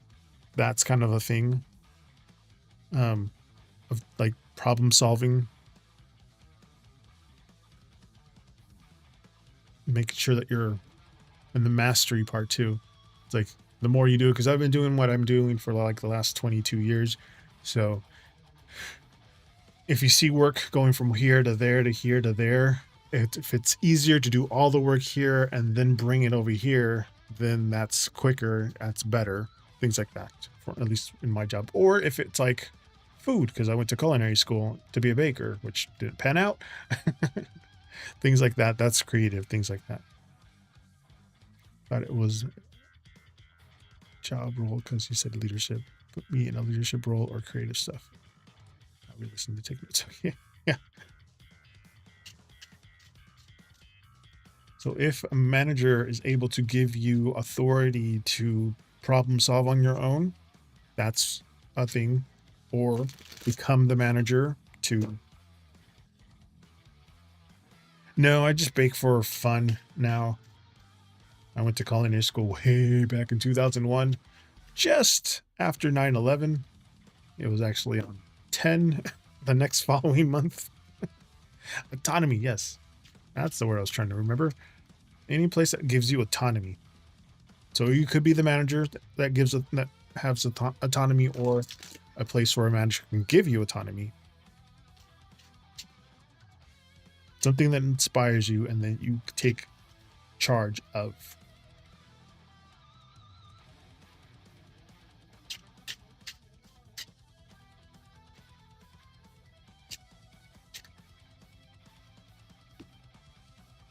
Can we set this one?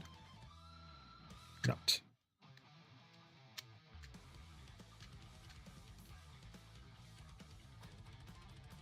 Yes. Do your thing, the thing that you're best at doing, that you can do creatively.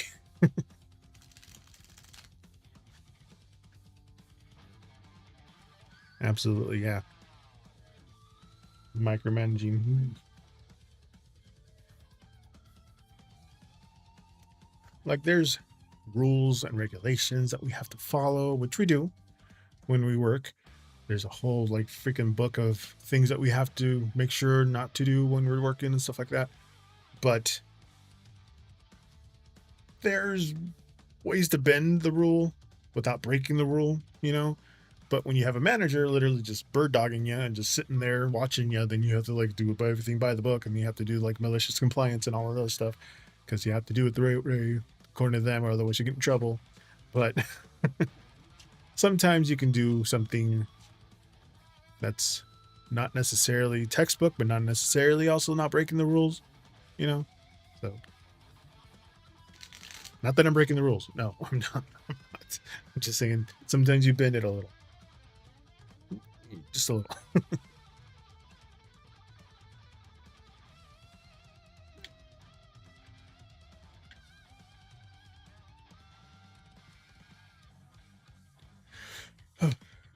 We got the galaxy person. Oh, this guy, wasn't he the one from when you Galaxon, whatever? I think he was the skin or the character that you got when you bought a $2,000 phone like 5 years ago. I think that's him.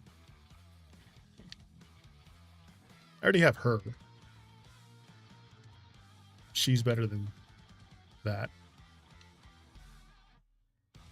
They brought her out basically the same time they brought that guy out. And then she's like the upgraded version of her, which you would think they'd just give you a selected style between her and her. There's not there. I mean, there's obviously a visual difference, but like it's the same lady with black hair.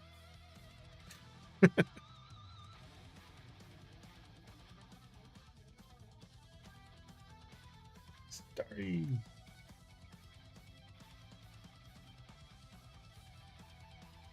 Oops.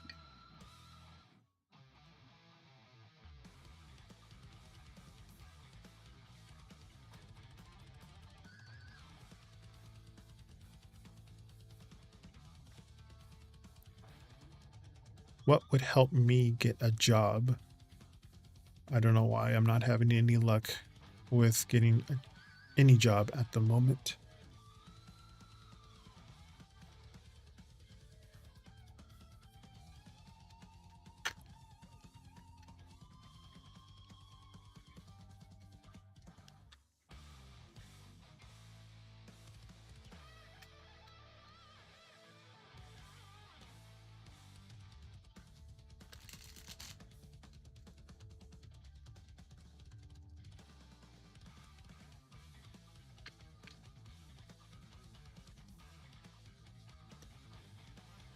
Status.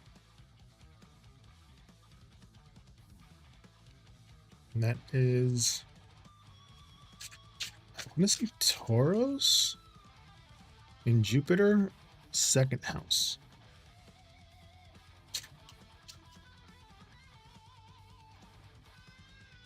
We're looking at the astrological houses. I don't remember. I need to. That's one thing I do want is artwork that tells me about the houses. That's not something I'm proficient in yet. But 9 of clubs or batons and 9 of oros or coins. Clubs and coins, obviously. Here, status. It's building reputation. This is about recognition, like professional standing here. The 9 of clubs, it's a lot of persistence here, like holding your ground, a lot of resilience, excuse me, in those setbacks that you're having about finding your job. The 9 of coins, it's that independent achievement, standing out with your own merits. But status seems like you're focusing on how you present your like professional reputation, or like your personal brand will be pretty beneficial to opening these doors for you. The 9 of clubs, like this job hunt has been hard and tough, but it's like your willingness to keep standing and trying will pay off with this one.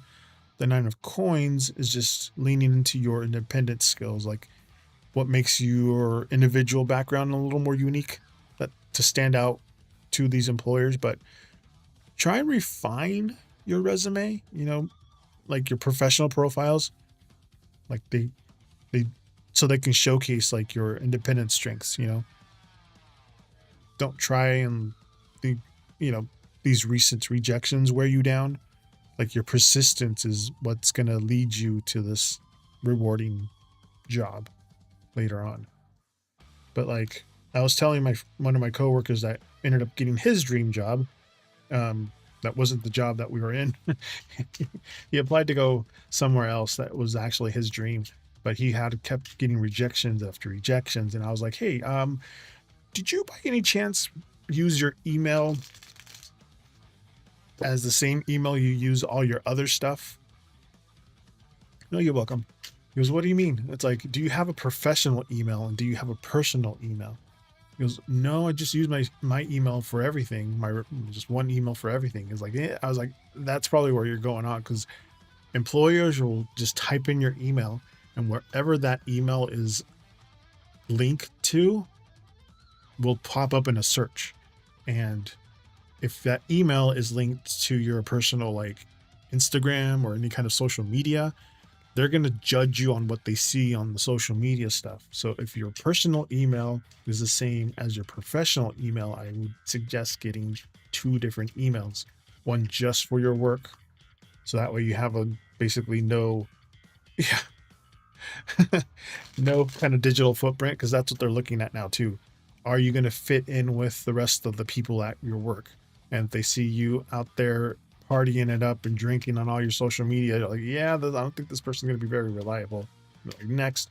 But as soon as he changed from his personal to a professional email account, then all these offers started coming in, because they didn't know all that stuff. And yes, make everything private, but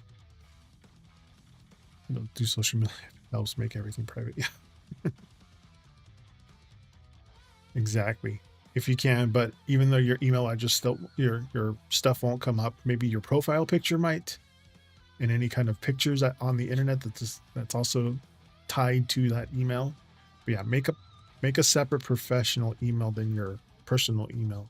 It'll help you kind of disguise who you are to your potential employers. Then there's also these little things where that I did was scents, because people can might not remember your face, but they will remember the smell that you put off. So like back in 2010, when the economy was going to crap, I went on YouTube and like saw all these people's like tips and tricks. Um, Unfortunately, my email is my name. Don't know if they can do. Maybe, maybe not. But like, I did change mine from like way back when we were able to start off our own back in AOL things. I had when the AOL was starting up, when they came in CDs to your house, like I made my own personal email back then, and then I had to change that to the one I have now because I had an old one.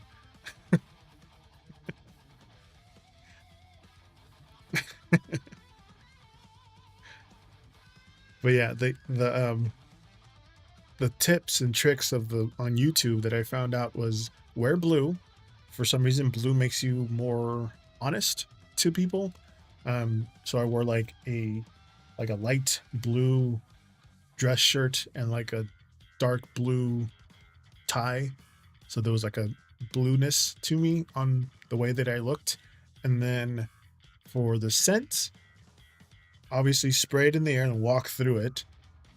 But also like if you have I don't got any paper here. Yeah, I'll use my notes. Say this was your resume.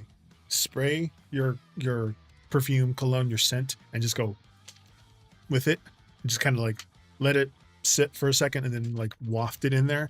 So when they're thumbing through all those things, they'll smell your resume. Don't drench it or anything. So they'll smell a smell, and then when you come to interview, when you walk up to them, that same smell will probably trigger something. So you want them to remember you, to stand out of the crowd. You know, red is power and leadership roles, but also red is I'm here to take your job eventually. So they're like, ooh, no, this person's there's too much. Eh. You know, I want someone that I can trust in handling business. So,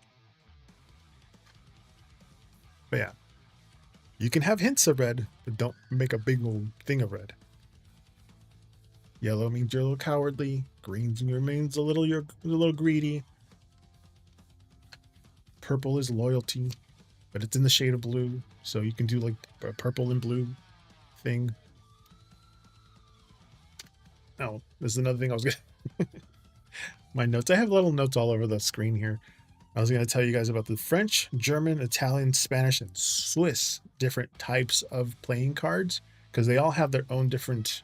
Like since I'm using the Spanish suits, it's copas, oro, baton, and espadas. The French have the original, the most notice the ones that are most iconic: hearts, diamonds, clubs, and clovers and spades. Purple just gives me happy hippie vibes. Germans have hearts, bells, acorns, and leaves. Italians and Spanish both have cups, coins, clubs, and swords. And then the Swiss have roses, bells, acorns, and shields. I was trying to find a Swiss suited deck online. They're very hard to find. They're called Jazz Carton. Jazz Carton. Hi, Jessica. Welcome in.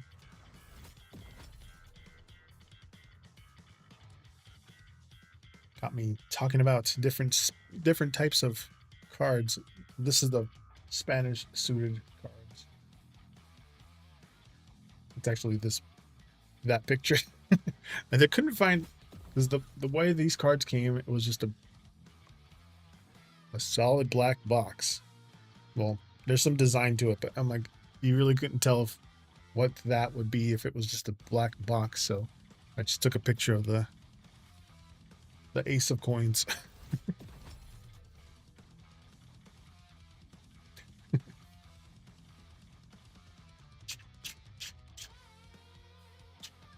I'm also using the Oracle of Radiant Sun.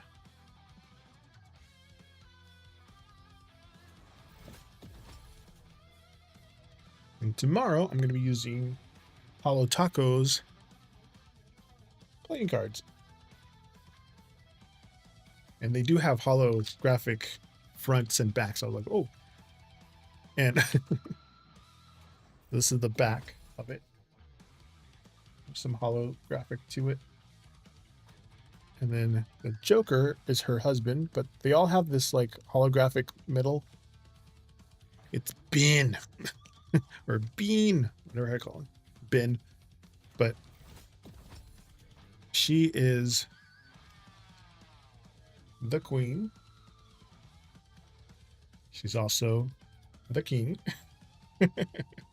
and the jack.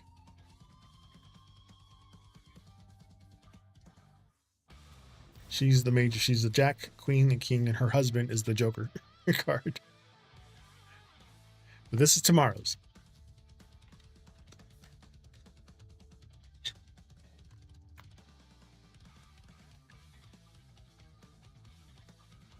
Stay.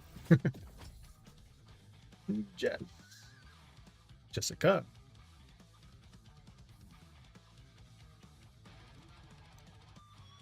Because there's a Jess.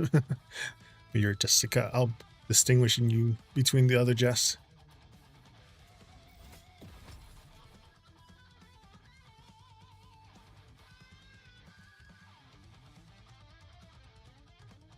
Am I going to see improvement of my finances? Okay. Big question. I'll pull an oracle card. Just make sure I'm going to reset these because just use them.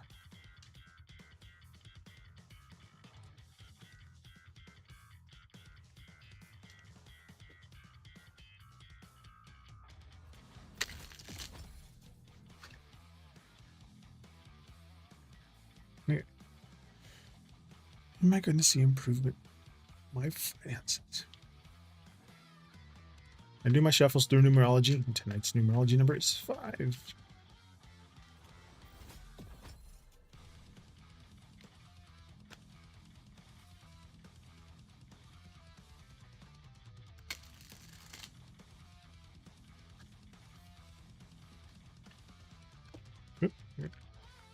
Those two fell out, so I'll be reading those two. 2? Yeah, 2. You got flattery with empathy.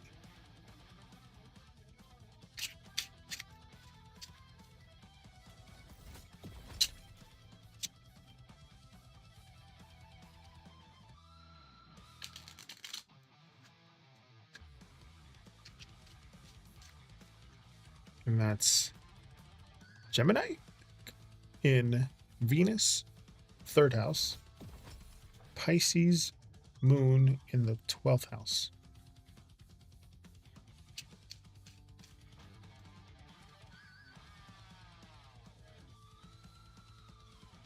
That was good putting together. That Ace of Cups. This is basically the Jack of Cups. And then the 5 of Cups. Flattery with empathy.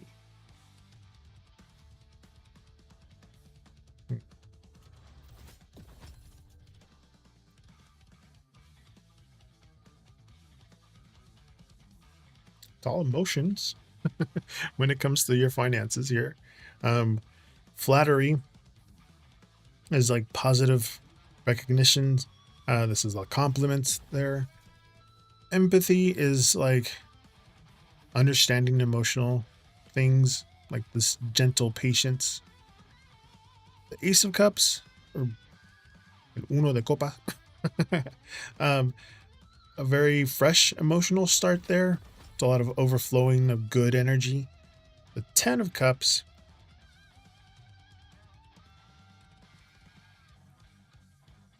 it's happiness. This is fulfillment and harmony. The 5 of Cups, it's like releasing the past disappointments, shifting on what actually matters there. But with flattery, and empathy. It's like you need to be kind to yourself about any past money stress right now. Just kind of recognizing, how much skill and effort, actually you bring to the table. With the 1 and 10 of cups, there is this shift towards fulfillment, and relief on the horizon. It's the 5 of cups, like that. When you turn away your attention from the financial past setbacks and just allow yourself to embrace growth and stability and opening it up here. But they're saying to forgive yourself for any kind of past financial mistakes you might have done. Just give yourself credit for how far you've come. Hey, Rocket Teats. Yeah, seems like the path forward for harmony and like abundance is clearing up. You just gotta focus on the positive opportunities that are coming in front of you.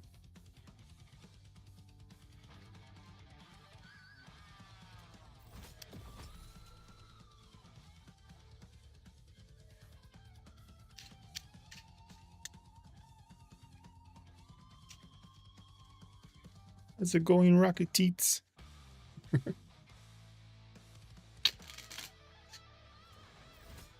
Set that one. I know I've had my share of financial disappointments, but it's looking a little better. As I've been hard on myself when I should not be. Exactly, yeah. You're still standing.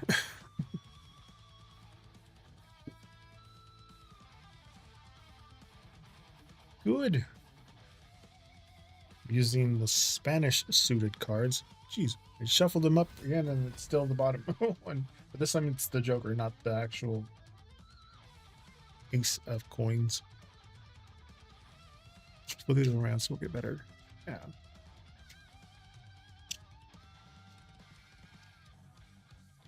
Oh, that's what I was gonna do. Put a little timer thing to my keyboard. Timers. Add a timer.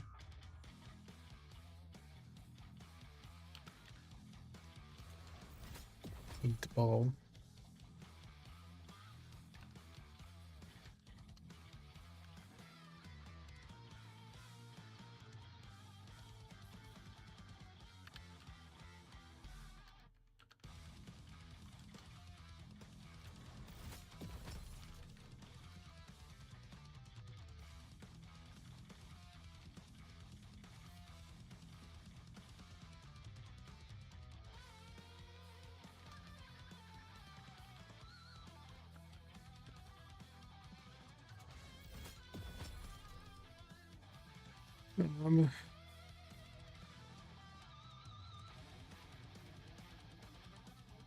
Minutes.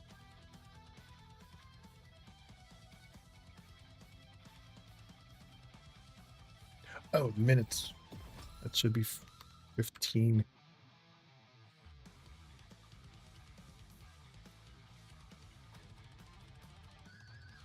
Putting up a little timer to remind everybody that I do have a magic 8-ball thing that you can ask it. So if you type in, wow, deja vu. If you type in exclamation 8-ball and then ask a question, I have this little like thing will tell you how to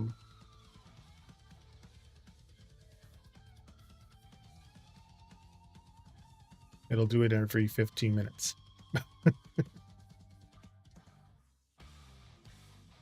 Okay. Yeah. So yeah, type in exclamation 8-ball, the number 8-ball, and then ask a question after. Then the stream bot will answer your yes or no, like 8-ball kind of a question. One of them even says, "Try asking Timber."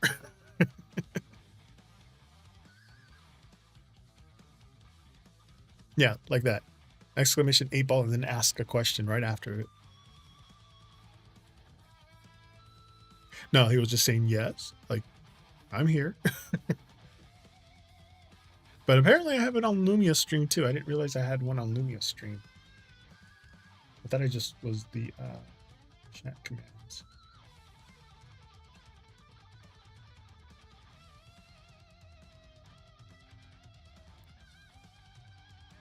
Color.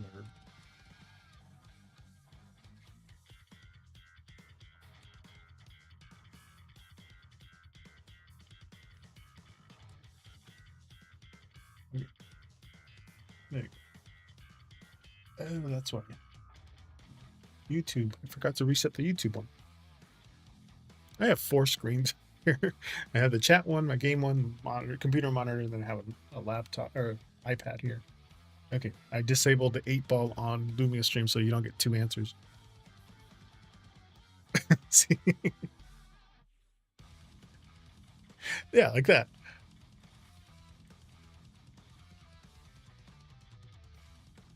So in case I'm like in the middle of reading somebody, you can ask the magic 8-ball a question.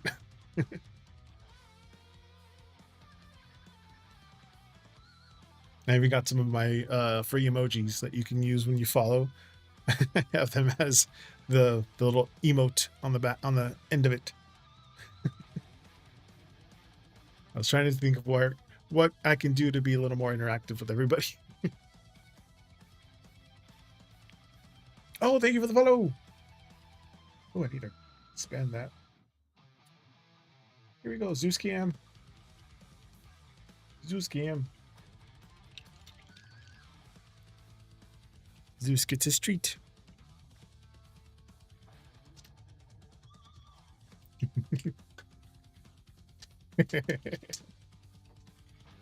And then he's off.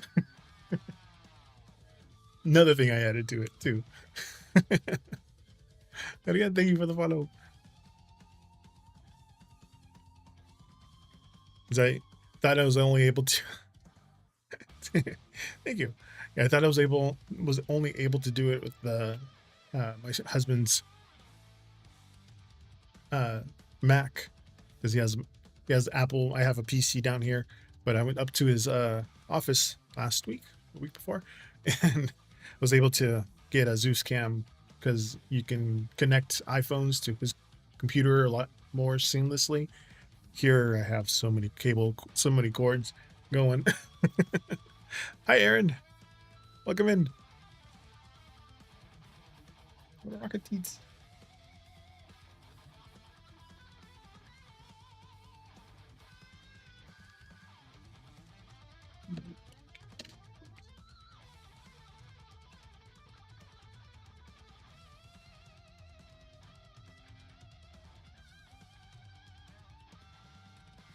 It apparently doesn't work for YouTube. YouTube doesn't have the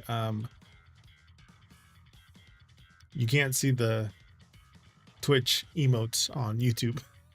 So it only works the prompt works for both, but the emotes can only be seen on Twitch. Any update on the message guy that's going to be my future husband and where he's at with it?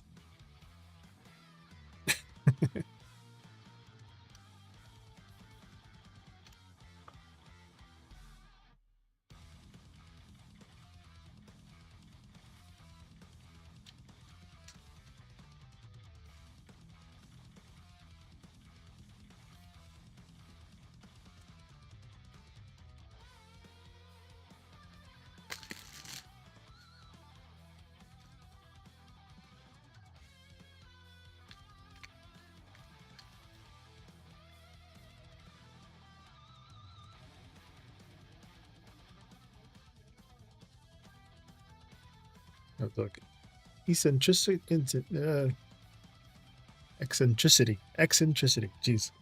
it's one of those words. If you haven't heard it out loud before, you probably mispronounce it.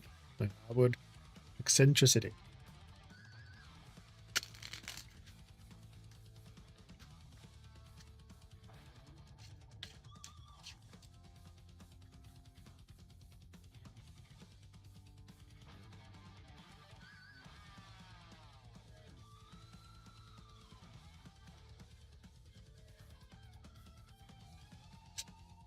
Hey, suspicious username. Ten of Swords and the Three of Clubs. Eccentricity. Just make sure that I... 10 de espadas. 3 de batons.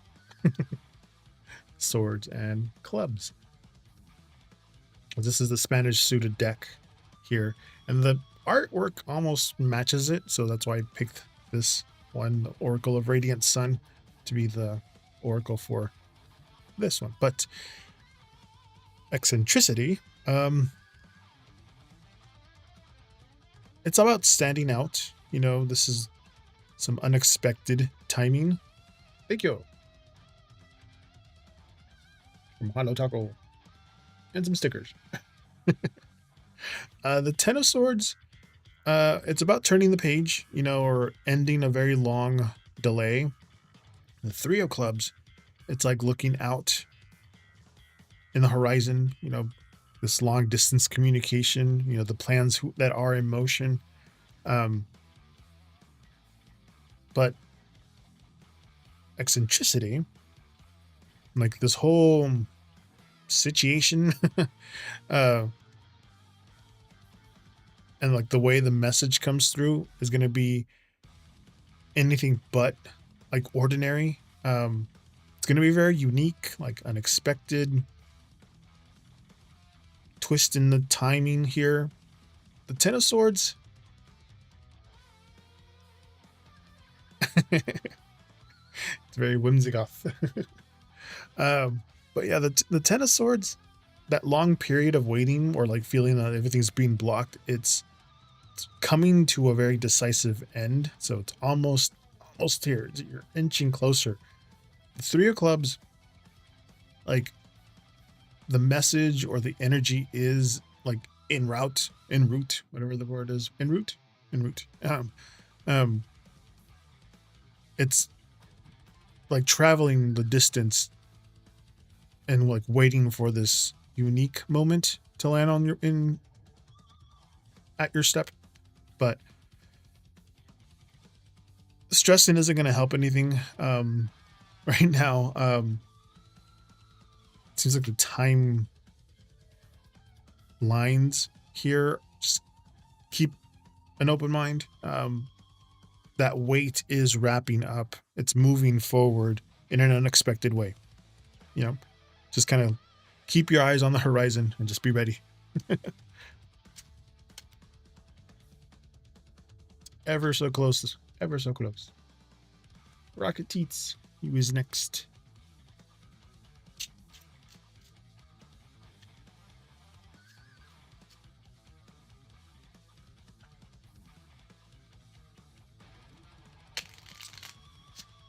Reset. Reset this other one.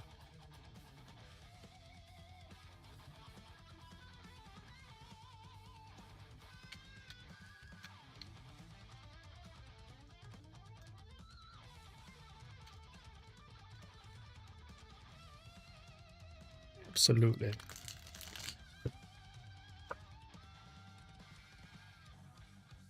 General reading.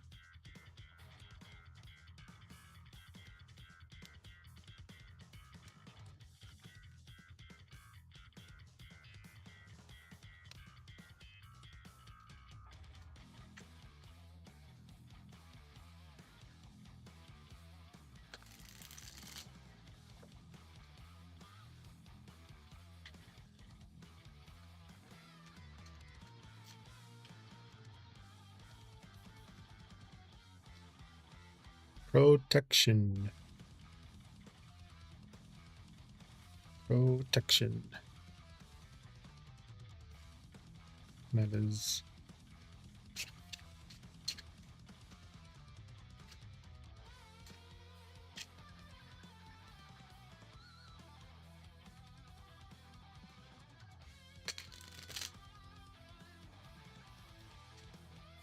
Taurus moon in the first house.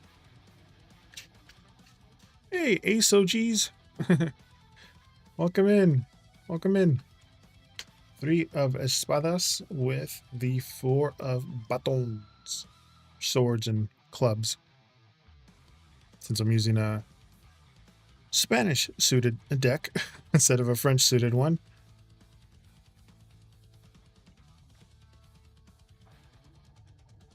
They have copas, oros, espadas, batons instead of hearts, diamonds, clovers, and spades. But for your general reading here, Rocket, protection, it's about safeguarding your energy, just setting these clear boundaries, staying grounded here. 3 of Swords, it's about healing some past hurts, releasing this heartache, the mental calm after the storm sort of things here. The 4 of Clubs is about stability, celebration, and like reaching a very comfortable milestone there. But with protection, seems like it's just there to remind you, keeping a healthy boundary is good for your well-being. The 3 of Swords, you're in the middle of maybe clearing out some old disappointments, maybe some lingering stress that's still weighing you down.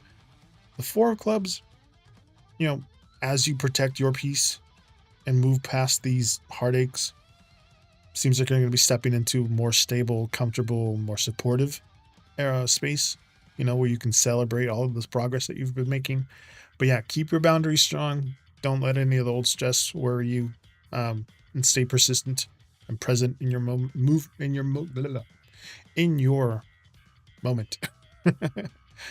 Yeah, it seems you've earned this period of stability, so just give yourself permission to relax, and just enjoy a calm environment that you're building here.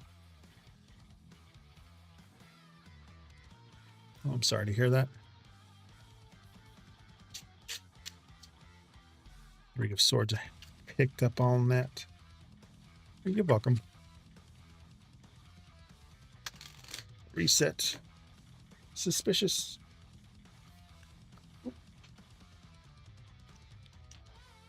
Hey, Big Austin. Welcome in.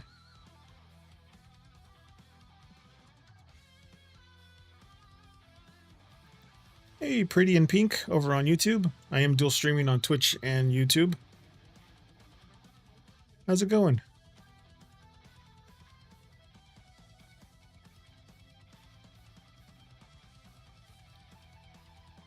Suspicious username. There you are.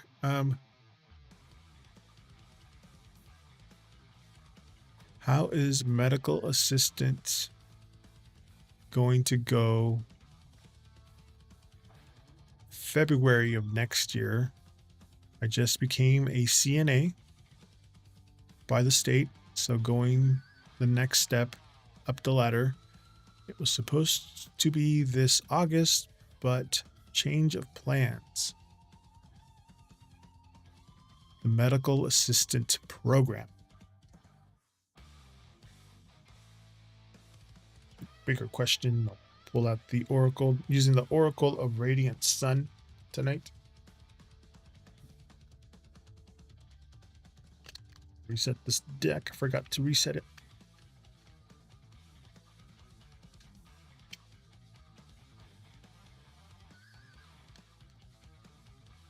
And like my Streamlab says, tonight's numerology number is 5. So I'll be shuffling these 5 times. It's all about change, adaptability, and shaking some things up. Oh yeah, don't forget, if you want to have a question, just type in exclamation 8-ball and your question right afterwards. And I have a magic ball that'll answer your questions if you want it to.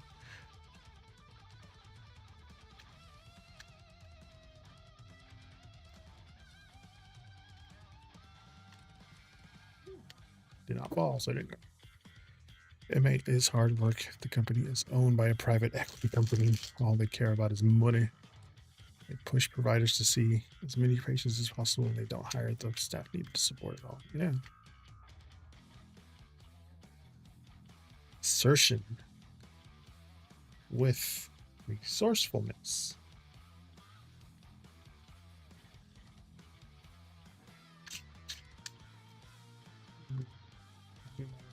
Gauche. There we go.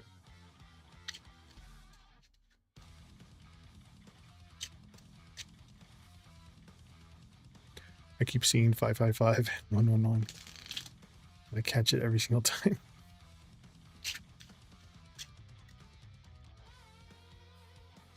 With assertion, you have the Ace of Swords, 7 of Clubs, and the 7 of Cups. Or I'm on my phone too much. Assertion with resourcefulness. For your oracles. And it's espadas and batons, copas.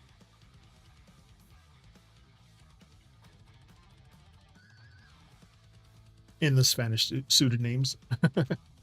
Instead of swords, there are espadas. Instead of clubs, there are batons. Instead of cups, there are copas, which is pretty similar.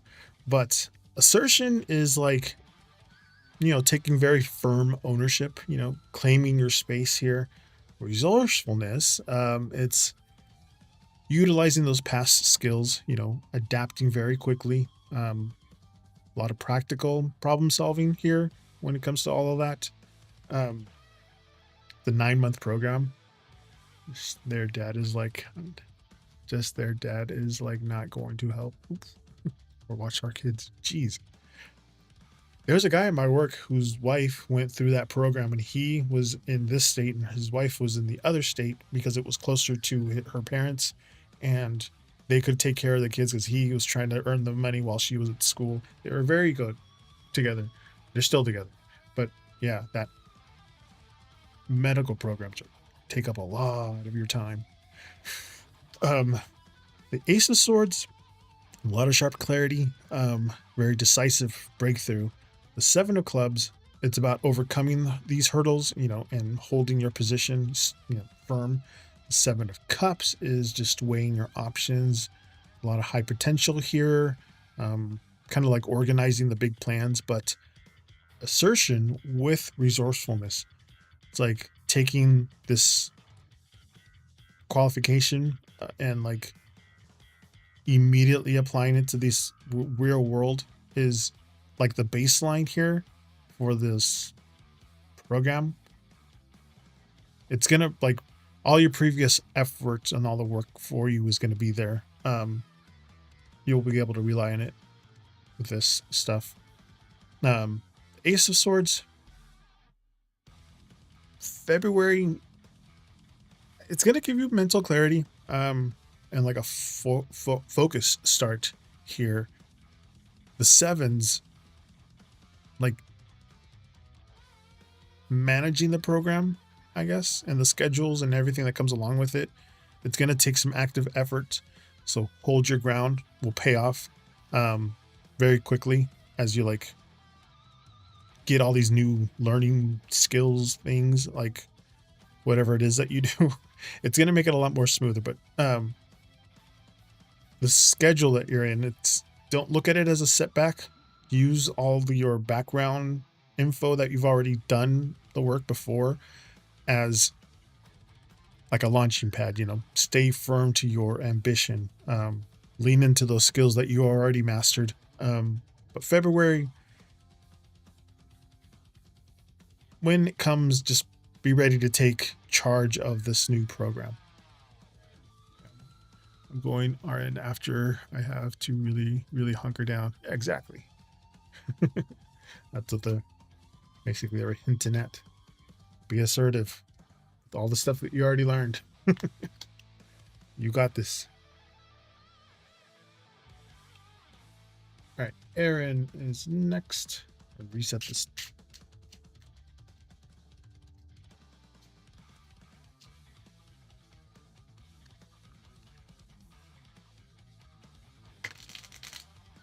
After Aaron is Cass, and then Ace, OG Stoker Tavern.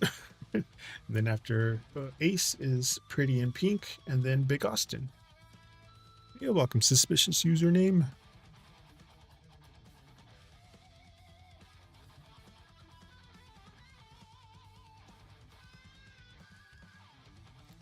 Cass, you're right after Aaron.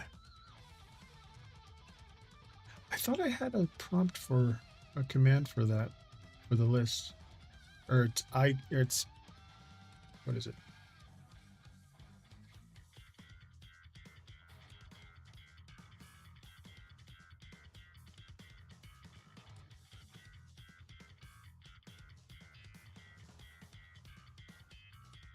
Yeah, it should say exclamation list. It shouldn't.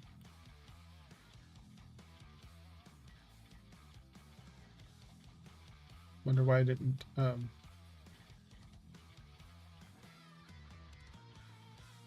That prompt should have worked there, Cass. Oh, it did. It did work, Cass. I was like, why didn't it work? It did work. I just wasn't looking at everything else. I want to see about this guy who I'm kind of interested in. He liked my story today.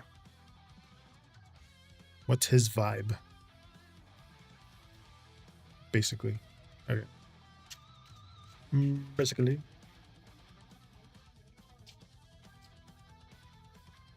What's up with this guy?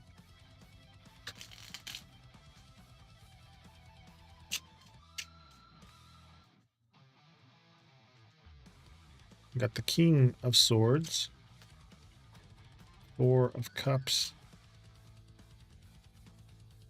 and the Eight of Swords. Yep.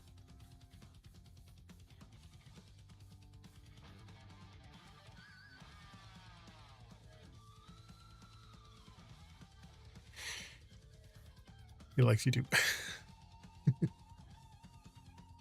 Well, he likes you if you liked your story.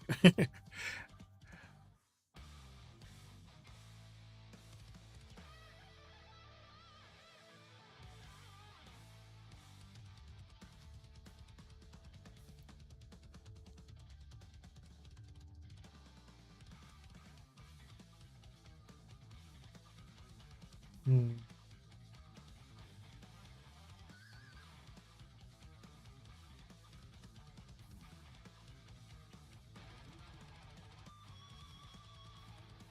It's very cool authority here.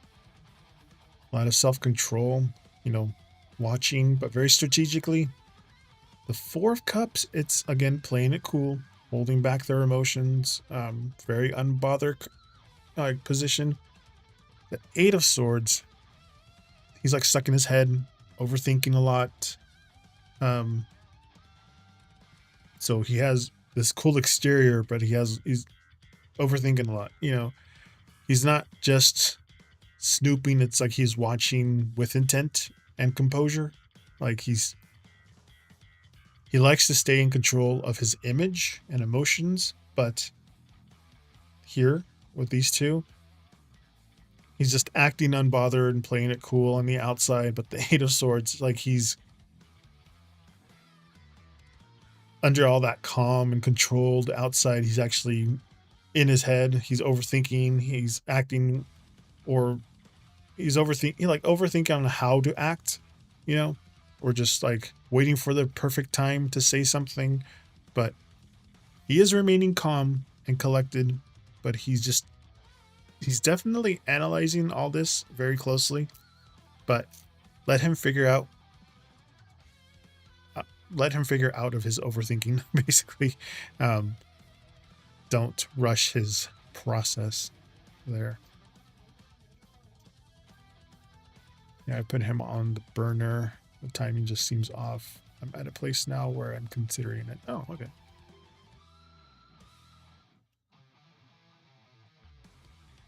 Cass, you're next.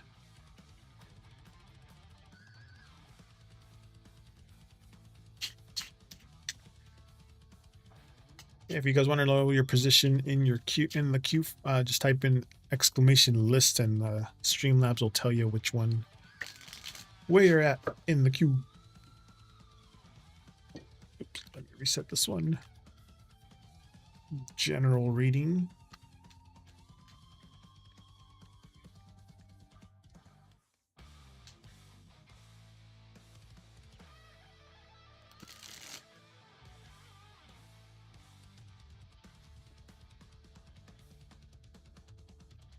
Okay.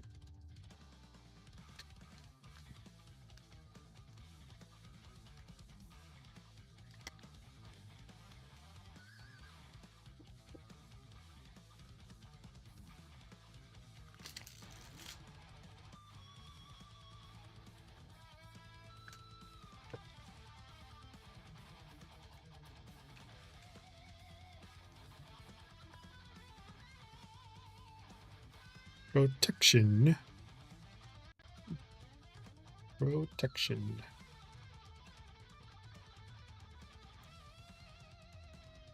Looks to be the running theme here. Or at least tonight.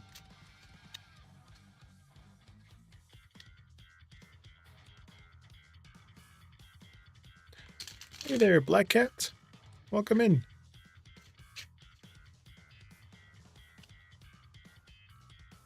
We have the Joker and the 5 of spades. All right.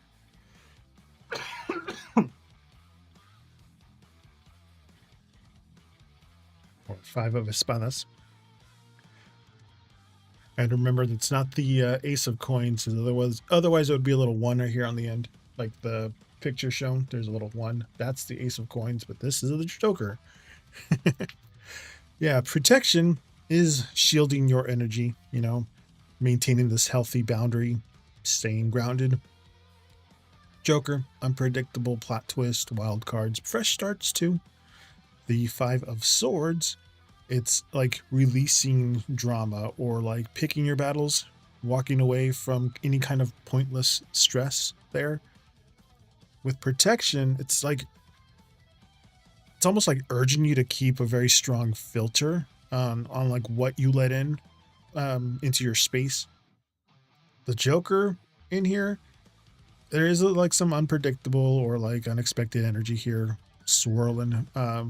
It could throw that wrench in the machine of your routine. The 5 of swords, like the best way of handling all this sudden chaos is just to take a step back. Don't waste your time or your peace of mind, you know, engaging in any kind of like petty arguments or drama that it just isn't worth winning. Just protect your energy at all costs right now. Don't take the bait. If something pops up, just choose peace over proving a point, you know. Let this chaos just pass by you. Honestly, sounds like work right now. Work, that's not fun. I like my crew that I work with because we get our work, we get our paperwork of the work that we need to do, and then we just do the work and then go home. We don't really sit and chit chat with everybody else trying to see what's going on. Ace OG, you're next.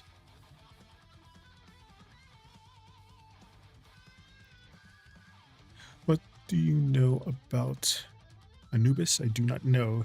Not my forte. I do know he is Egyptian. And I'm not entirely sure what the god he is of, but I know he's Egyptian. That's about all my knowledge about him. Death, right? God of death? Or no? Or the afterlife? Yeah, yeah.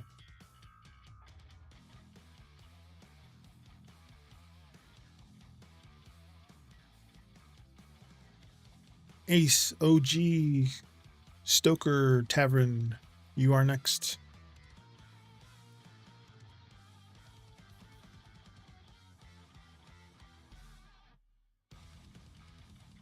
Hey, Mark, welcome in. Bienvenidos. I don't think he's here anymore. Ace OG going once. Ace OG going twice. All right, Pretty in Pink. Hopefully you're still there on YouTube. Mark estoy usando el Spanish suited, so. Copas, oro, batón y espadas. Hopefully you're still there, Pretty in Pink. I should already asked the question.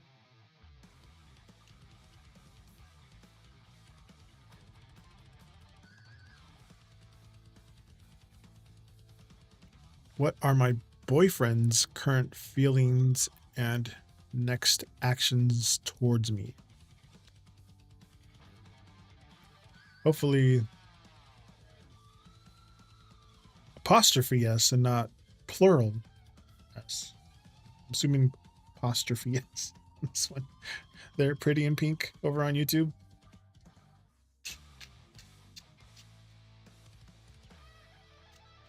That's what I mean. If you type in exclamation join and then the question right afterwards, it'll on my thing so I can answer it, and hopefully they'll be able to rewatch this and see.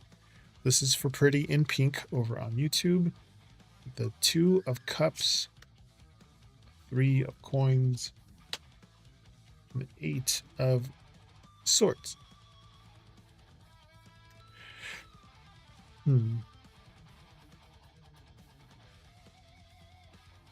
Copas, Oro, Espadas.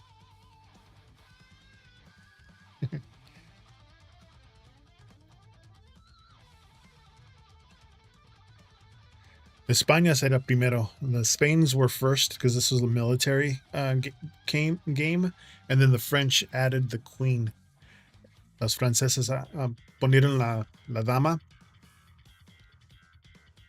y cambiaron. They changed it from sota, caballo, rey to jack, queen, and king. But this is for Pretty in Pink over on YouTube. Hopefully she's still there. If not, the 2 of Cups is about mutual affection. 3 of Coins is about collaboration with people. The 8 of Swords is just about overthinking. So, hey, give me $10. Welcome in.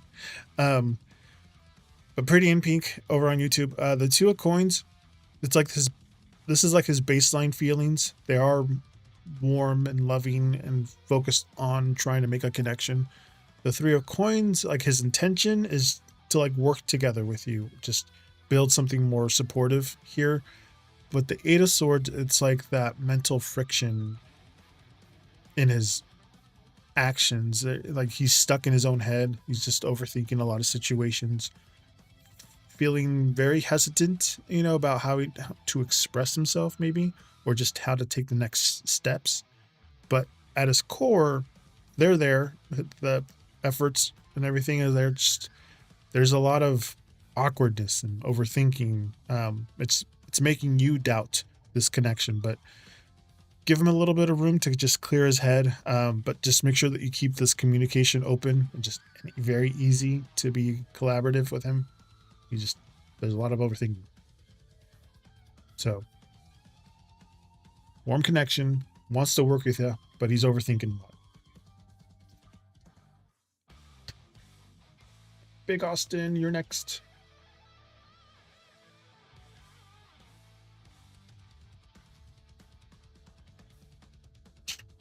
So the meaning of every card is closer to the tarot than the French decks. It's the same, but they are basically tarot-ish. They're both upright and reversed at the same time, but it's just the way that you're reading them to the question.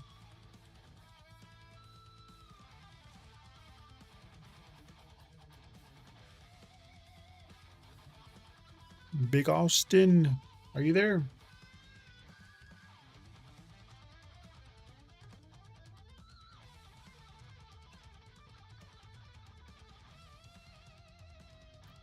Also, don't forget, I do have a exclamation, the number 8 ball.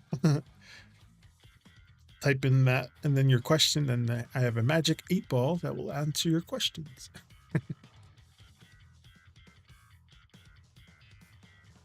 But yeah, these cards are pretty much closer to tarot. The French suited ones, they're just, you have to read them both upright and reversed at the same time.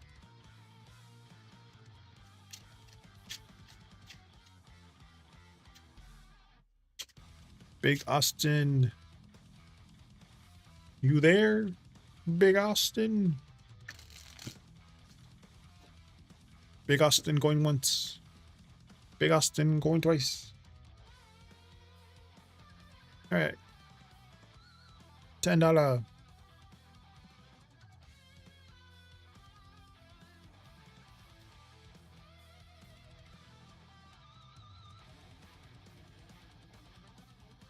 Hey there, y'all get into it.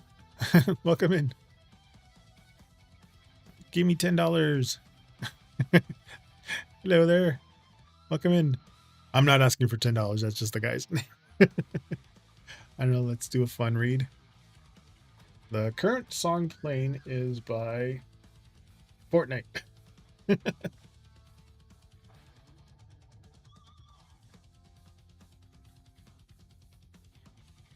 Unless it's the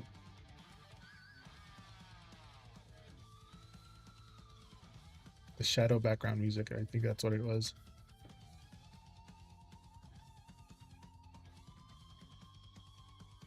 No, it's the game. It's the video game. All right, so fun reading. Okay. General fun reading. Did I reset this one? I did not. Hold. Let me reset this one first.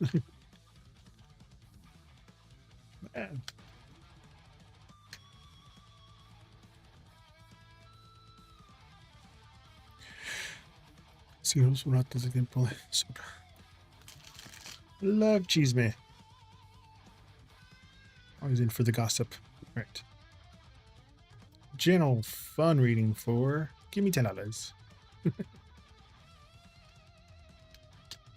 And tonight's one the numerology number for tonight is 5.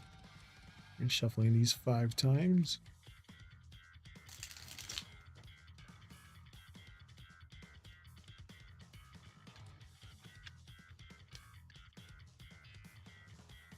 Let's see, we got endurance with decision.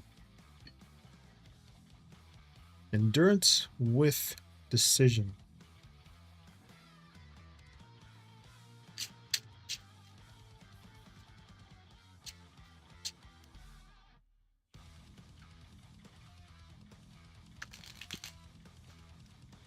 That's Scorpio Sun in the 8th house. And it's Gemini.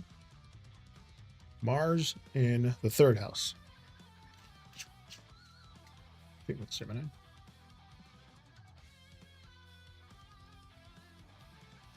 The 10 of espadas, or the sota of espadas. Ace of cups and the 8 of espadas.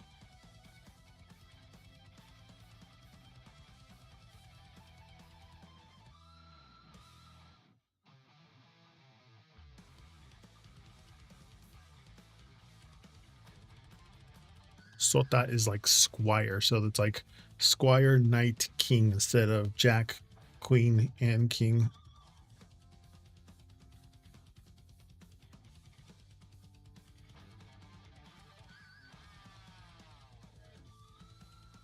What are these weird cards? What are they? They're Spanish suited cards. So instead of French suited, like normal poker cards, each French, German, Italian, Spanish, and Swiss all have different types of playing cards. The French one is the most well-known one with the hearts, diamonds, clubs, and spades. Spanish suited cups are cups, coins, clubs, and swords, or copa, oro, baton, and espada. No, I mean the top 2. Oh, these are the oracle cards. This is from the Oracle of Radiant Sun. The endurance is like staying the course or like pushing through fatigue. A lot of quiet strength when it comes to the endurance card. Decision, it's like reaching a crossroad or a very firm, like choosing a very firm direction or like moving off the fence here. The jack or like the page here, sota of batons, it's like a spark of curiosity or like a lot of fresh enthusiasm. A lot of news or some fun new ideas here. The Ace of Cups or the uno de copa. It's a lot of overflowing of good vibes, like a emotional reset. You know, a lot of positive energy when this one. And then the Eight of Swords, it's just about releasing overthinking or like breaking out of a mental trap, you know, letting go of a lot of worry here. But the combo of endurance and decision, like you've been pushing through a bit of a routine or fatigue recently, but you're like on the verge of picking up a very clear path ahead with this page of clubs. Um, it's bringing in a lot of fun, like lively sparks of curiosity, or at least news that's going to snap you out of this slump that you've been in with the One of Cups or the Ace of Cups or the Copas. Um, Making like a simple choice to focus on like what brings you joy is going to bring in that big wave of positive vibes. Um, the Eight of Swords is just there to remind you, you know, that the only thing holding you back is a lot of the overthinking. You know, once you let go of all this stress, everything's going to start lightening up for you a lot faster. So just stop over analyzing all your choices. Trust your gut and just pick something that feels exciting and let those good vibes just flow in for you. Sorry, I think we're getting a little too enthusiastic. I see the stream going into the red. I tend to like lean forward and start talking.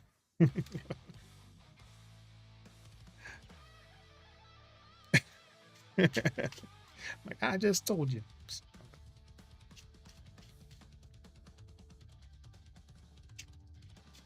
You're welcome, Gimme. All right, y'all get into it. Is next.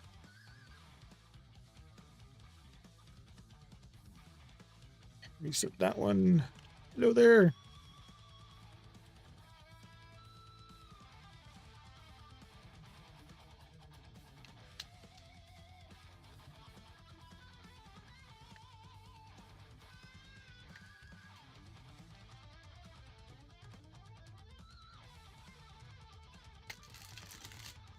All right, so that's reset. What is your question?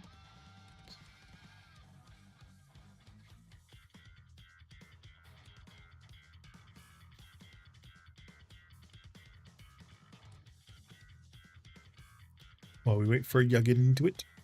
My nails tonight are from Holo Taco.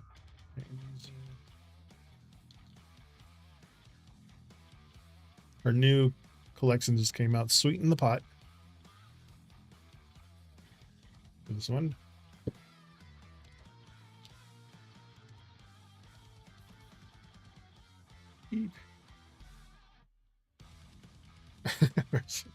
Hit the lights. They're blue. It's blue, but on top of the blue, I used Winning Streak.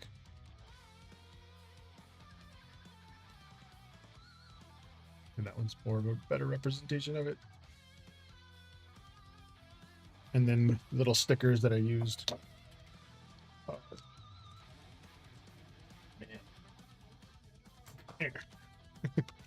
The little nail decals from Amazon. Just put them on top of it. She came out the whole new collection for her anniversary called Jackpot. This moves. Yeah.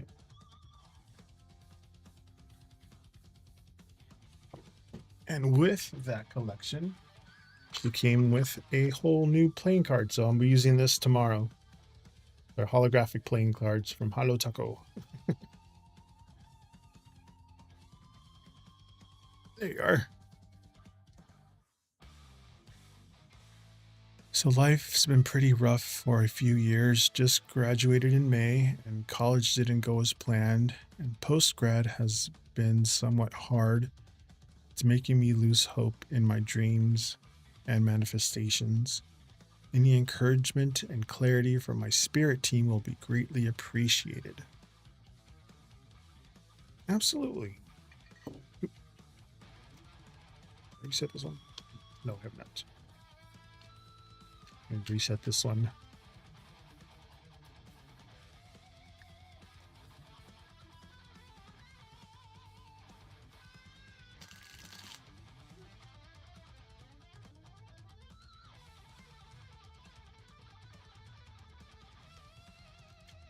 Yeah. Okay. Sorry to hear all about that. I know college was not for me. It was not in the cards. I had a straight D high school experience. Let's see here.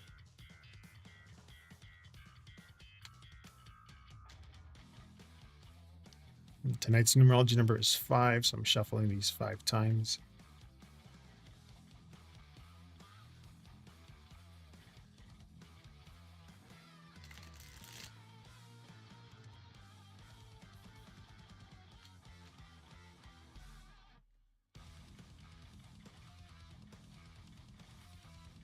Secrets. Ostentation. Secrets with ostentation. One of those words too. I did not have the greatest vocabulary growing up. I was actually in ESL classes up until like my freshman year of high school, which I did not know. I was in ESL classes. So by the time I actually got into normal classes, I was 3 years behind everybody. So then they put me in remedial classes.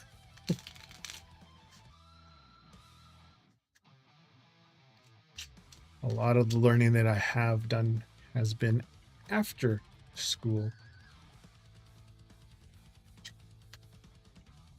Ace of Cups, 10 de batons, or the page, and the 6 of Cups. Had that before, but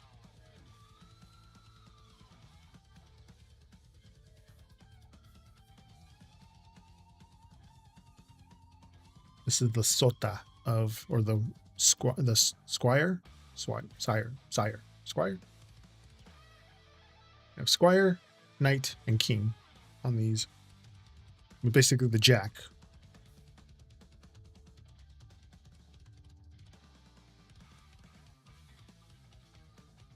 A lot of emotion though. But secrets here, it's a lot of hidden potential. You know, this is like unrevealed blessings.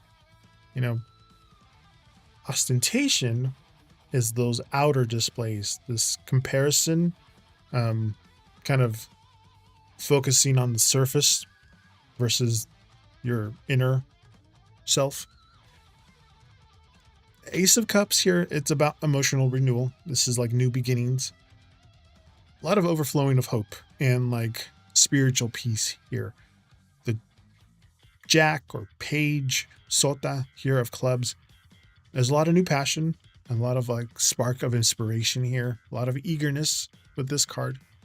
The 6 of Cups, though, it's like reconnecting with yourself, or like that nostalgic joy, all your fundamental dreams with this card. But the combo of secrets and ostentation, try not to judge your personal journey, you know, by what everyone else seems to be displaying on the outside. Looks like this postgraduate transitions are, you know, obviously pretty hard from what I've heard. Heard. See, there's my thing. But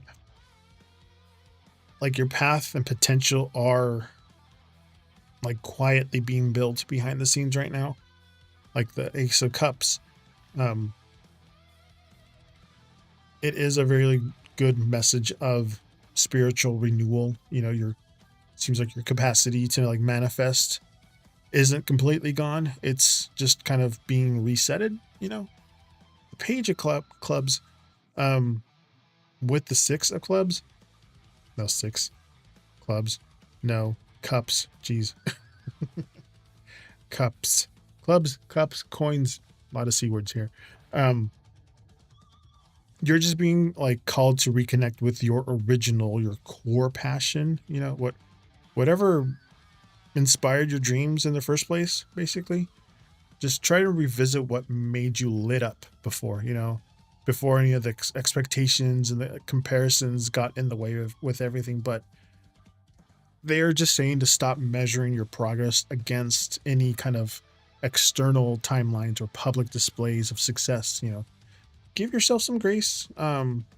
Just remember to reconnect with what brought you genuine joy, and that this just a quiet phase for like a new emotional, very creative chapter coming up for you.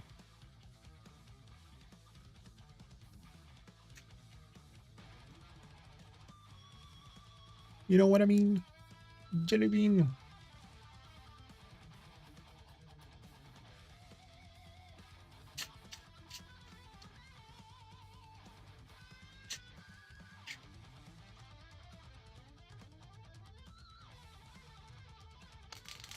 I know growing up, I had not a single clue of what I wanted to do when I grew up. I figured I was going to do what my dad does and become a dairyman or be a cattleman. I had no idea what aspiring things I was going to do. So when it came to after graduation, like I barely scraped by graduation.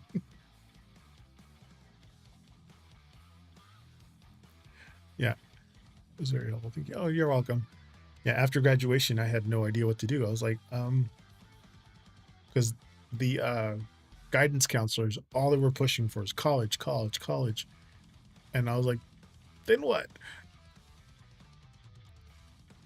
It is. But my dad was the back when we used to live with him. It was going towards automation. So a lot of dairies are now being basically automated, unless they're um, mom and pop dairies, which have like, 'cause I remember they were Holsteins. Yeah, they were Holsteins. There's Jerseys, Holsteins, bunch of other different types of cows, but I remember that ones there were Holsteins.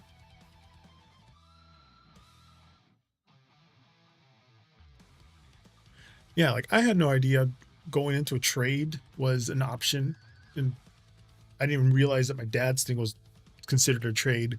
I just thought it was immigrant work, and I was like, well, I'm not an immigrant. My parents are, but I was like, I have no idea what to do. And then I was like, okay, I like hanging out with my aunts, my mom's my mom's brothers, and my dad's sisters were bakers, or like they were really good with food. So I was like, maybe I'll just do that. I'll try doing that. So then originally I went to culinary school to be a chef, which didn't work out after the first month. And they're like, well, why did you try the baking and pastry course? And I was like, okay. So then I went and did that, and I went through the whole program of baking and pastry. And then there was one of those schools that are like, oh, we guarantee you'll have a job after you graduate. What they guaranteed was that they had an interview for a job after you graduated, but the interview was for cruise lines. I was like, I don't have a car to get to these freaking interviews. So I was just like, I was this close of going into the Air Force to become a firefighter.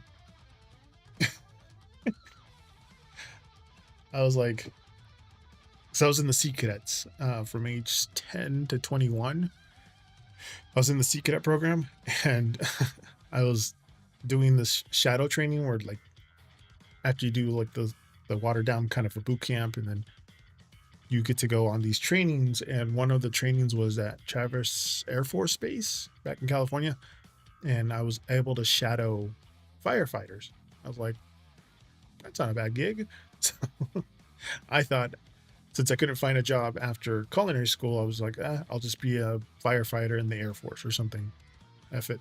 And then I did the ASVAP, and I got like a 70 or something.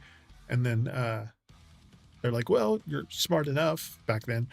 And this was back in 2002, 3, 2, 2 or 3, 2002 or 2003. I forget which one it is. But they're like, but you're 4 pounds overweight. I would mind you, I was 6 feet tall, Still am. 200 pounds back then.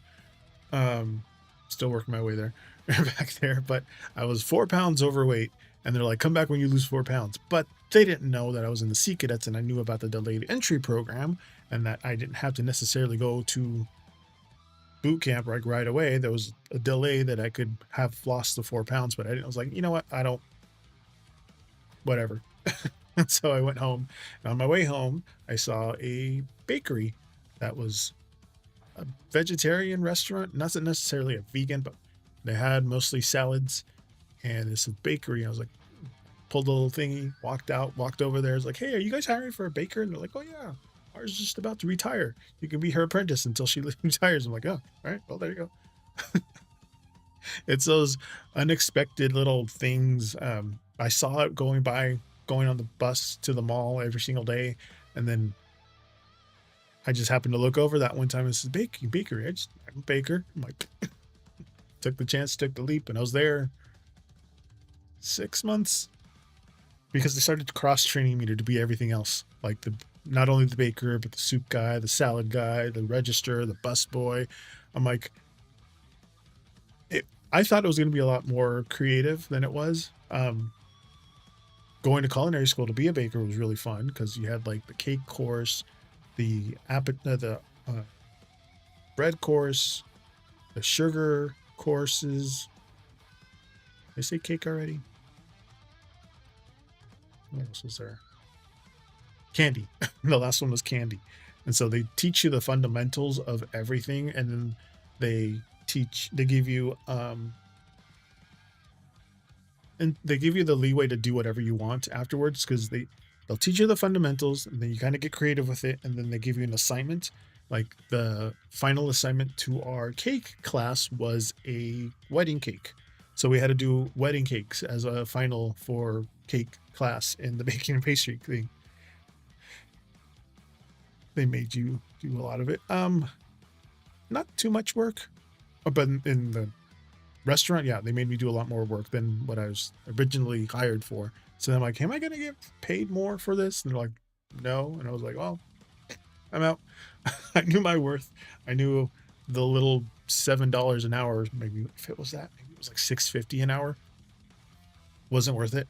I was like, this is not going to pay anything back. So I was like, I'm going to go, thanks, but no thanks. And so I went to the mall, and then went to Sears back when it was still around. And then they had a little computer that says now hiring. And so as I walked into the mall, I walked into the Sears part of the anchor. There's Sears, Macy's, Gottschalk's, JCPenney's, the anchor stores back then. I walked through Sears, and as I walked through it, I looked over, and there was a computer that says now hiring. I was like, well, I need work. And I walk over there. I started typing on my resume, and then like one of the later HR ladies pops her head out. She's like, "Hey, you're looking for a job?" I'm like, yeah. It's like, come on, after you're done filling that out, you'll interview you now. I was like, okay. And then they're like, "Do you know how to sell stuff?" I'm like, I can try. What about electronics? You know anything about? Back then they had plasma TVs, the huge thick ones. They were thin, but they were still thick plasma TVs. I was like, no, but I can learn. And so I ended up going into like the small electronics department. So it was like the PlayStation 2 just barely came out.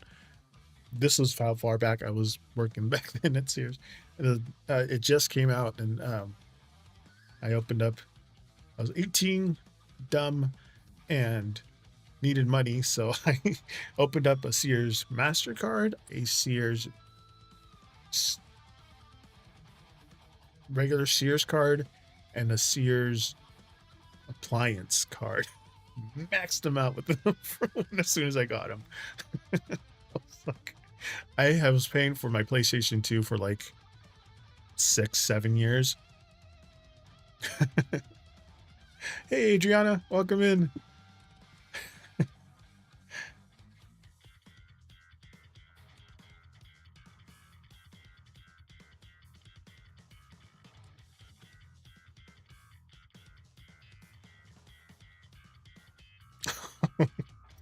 Hey, Adriana used the magic 8 ball, and magic 8 ball told her to ask me.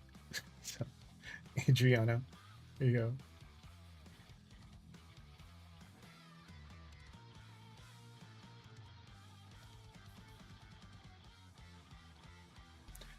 Adriana, what's Dominique's hidden feelings for me?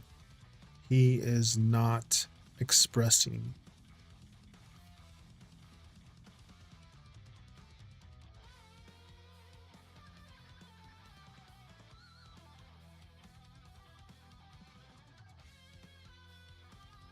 Okay.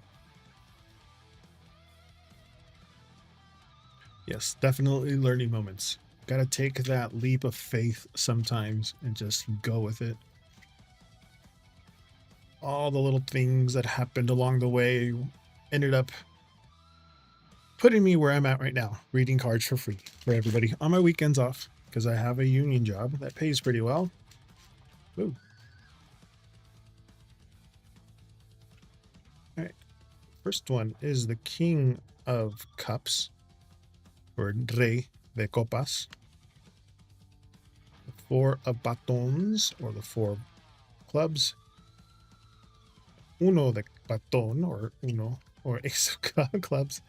And the Three of Oro, or the Three of Coins, since this is a Spanish suited deck. Hmm.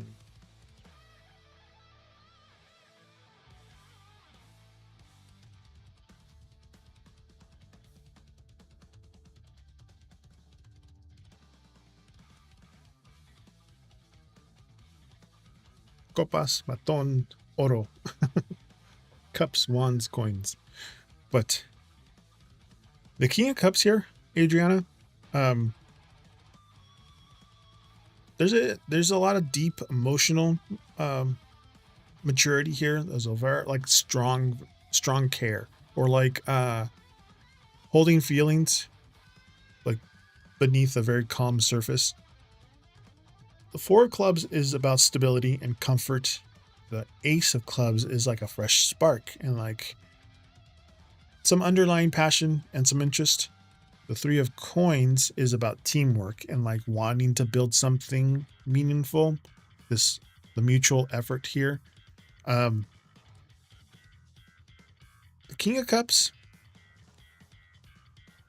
at least these cards saying Dominic does have a very genuine, like deep feelings for you, but he's just preferring to control it, and kind of keep it quiet on the surface rather than making some dramatic display. This is about holding on to the feelings here. The Four and the Ace of Clubs seems like it's rooted in like wanting to build something comfortable and exciting and very stable with you. Like the spark is there. And the Three of Coins, like he under everything, he's does have this, or he does see this potential with you. He wants to work together and build something reliable. He's just not he's just not showing it and shouting it out to everybody right now. Like but his intentions are solid and grounded. But let this kind of situation, build in its own steady pace. He does prefer to keep his feelings to himself, but his actions will show that he has interest in you. We were intimate last year, no communication this year. I reached out recently and we both missed each other, and he said he will see me soon. Our connection is sex based, but I feel it's more to it deeper down. Yeah. At least these saying that he does want, to build something. He just doesn't want to say it out loud. And he does want to work with you. He just seems to be the kind of guy who doesn't want to express his feelings. No.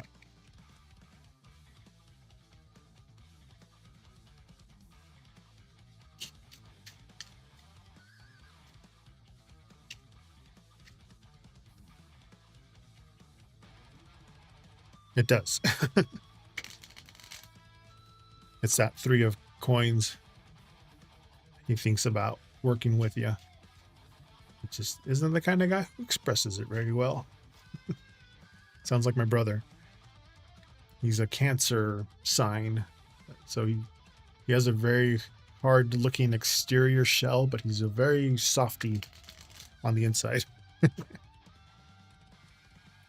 Are you able to also please see how it will go when we do reconnect? The Libra. I'm a Gemini. Well, your sun sign isn't your only sign. You also have your moon sign, and then the ascending is how people see you. But I'll pull the oracle cards for you. And tonight's numerology number is 5, so I'm shuffling these 5 times.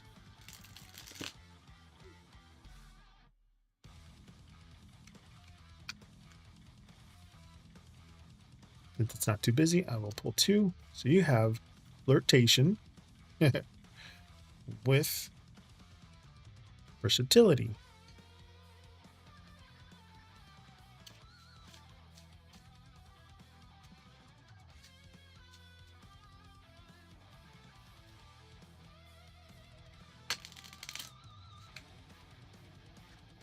There's the teasing.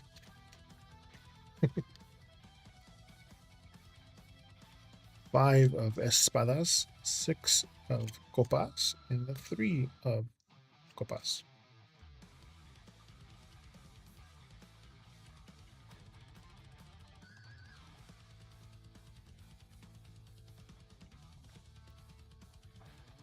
How will it go when we do reconnect? Flirtation with versatility. And flirtation is Venus, Aries and Venus on the 9th house. Versatility is Gemini's moon in the 3rd house. That's how these cards go. I'm not very well versed in astrology and all the meanings and all that stuff. I'm still learning all that stuff, but at least these cards tell you exactly which astrological sign, which zodiac sign, and which house it lands in.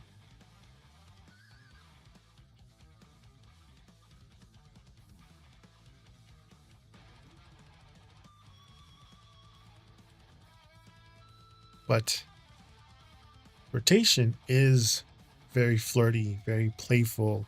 A lot of light-hearted chemistry. Those are romantic things that you're feeling. Versatility is about adapting and like keeping things open and just kind of going with the flow here.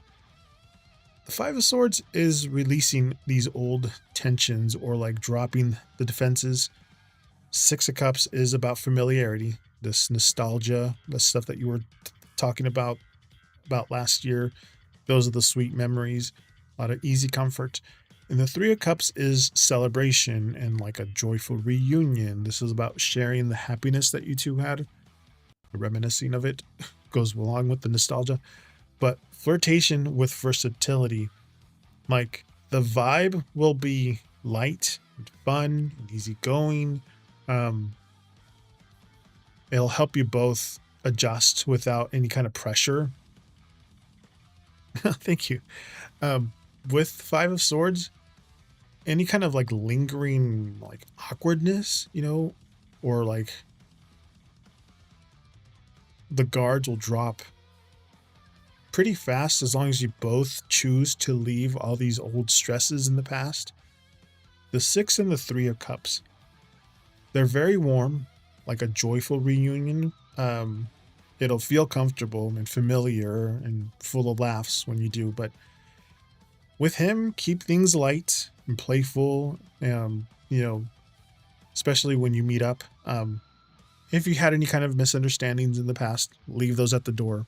Don't even mention those. Just kind of go with the flow and just enjoy each other's company.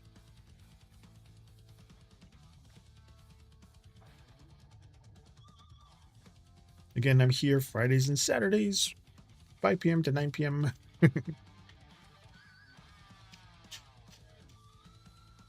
Yeah, we had an empty space this year, but I feel like we will get back together and like nothing ever happened. And we'll definitely keep things light as in the past. And it got messy, and I don't want to be like that. Yeah, see.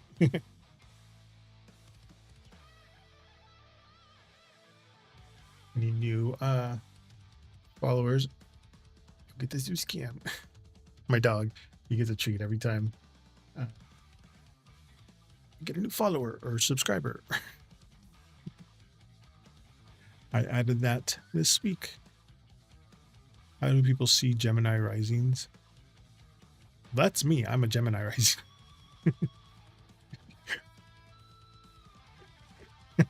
The universe says no.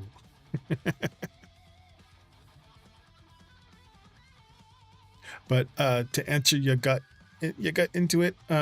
Gemini rising, it's like you like to, well, we like to, because I'm a Gemini ascending. We like to adapt to people. Like if the vibe is pretty chill, you also want to be chill with them. If they're a lot of high energy, you want to be high energy. You kind of want to match other people's like vibe. You don't want to be really like against them.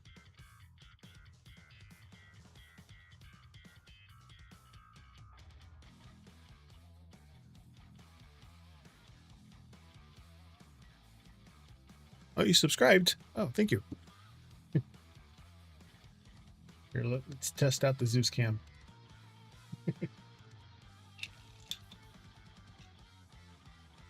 His treats. Zeus. Zeus cam.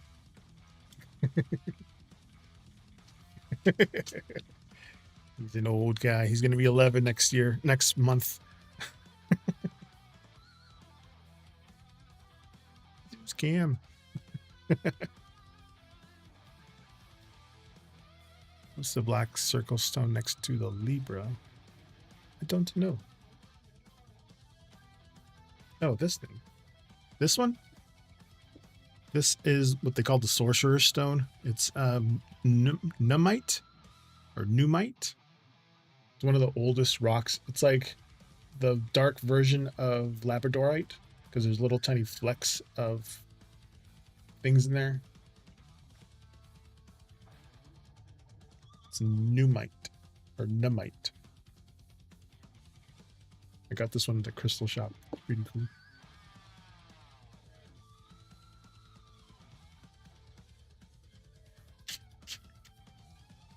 It's Tiger's Eye. This is Sodalite, along with this one. Just different versions of it.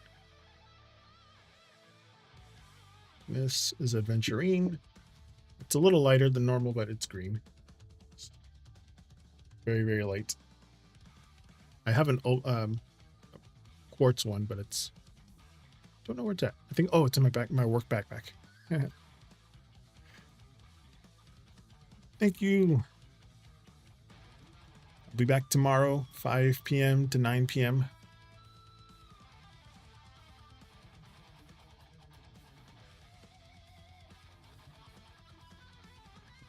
This is Jade. This is in the same family of it. I can tell you here on this part, it's the same as that one. Rose quartz, fluoride, amethyst, onyx, quartz. These two are newer. I forget which ones these are, but they're supposed to be the full rainbow. Because I had all the other ones except for the red, orange, and the yellow one. I also have the green, blue, purple, and then the pink and the multicolored one. It's fluoride.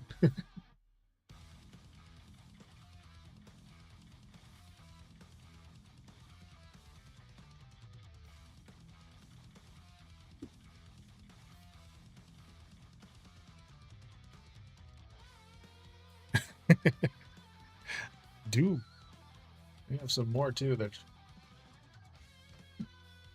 this one's a rough amethyst one.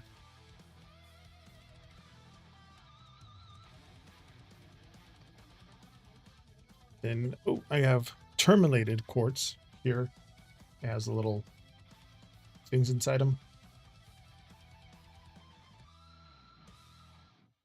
This one's actually my husband's. He let me borrow it, but then I got my other ones. I have to give it back to him. Oh, then I have these that go on top of the giant quartz ball. Then I got my marbles. They're also all the same, basically the same ones. They're just in marble form. Still don't know what to do with these yet, but I got them anyway.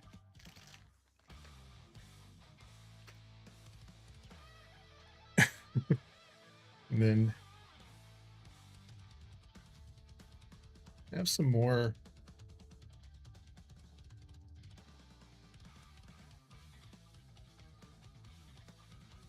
Down there. In there somewhere. They're hiding in the overflow of my decks. Oh, and then I added these. The rose and the mariposa. They're supposed to be like well, you can't see it on YouTube. On Twitch you can see them. Let me change the lights for a second. I'm gonna put on the clinical lights. You can see a little more of my thing.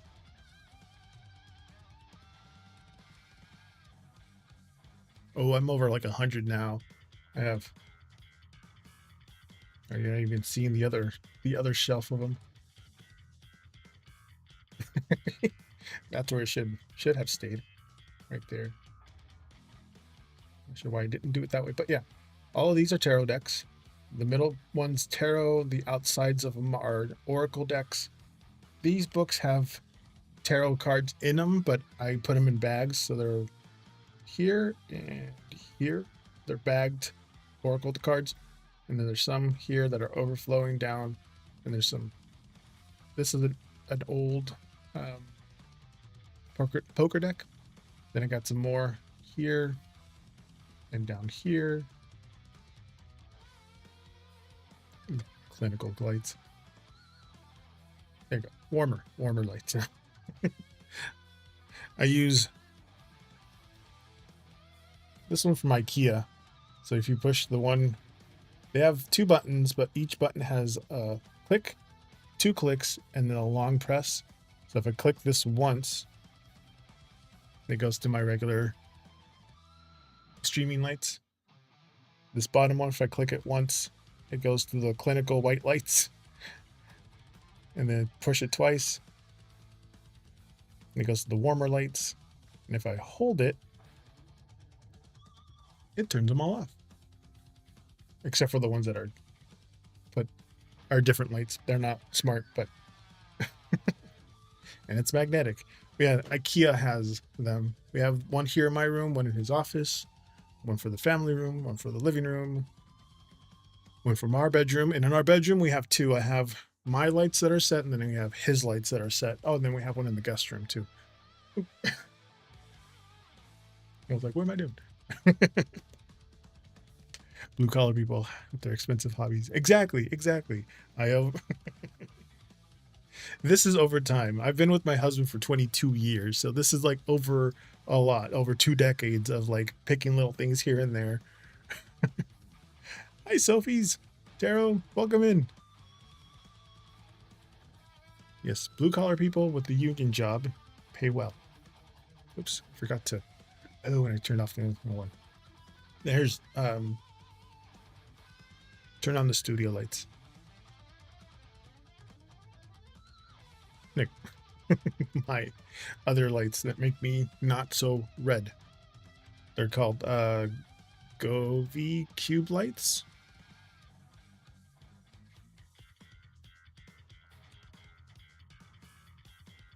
Welcome in, Sophie.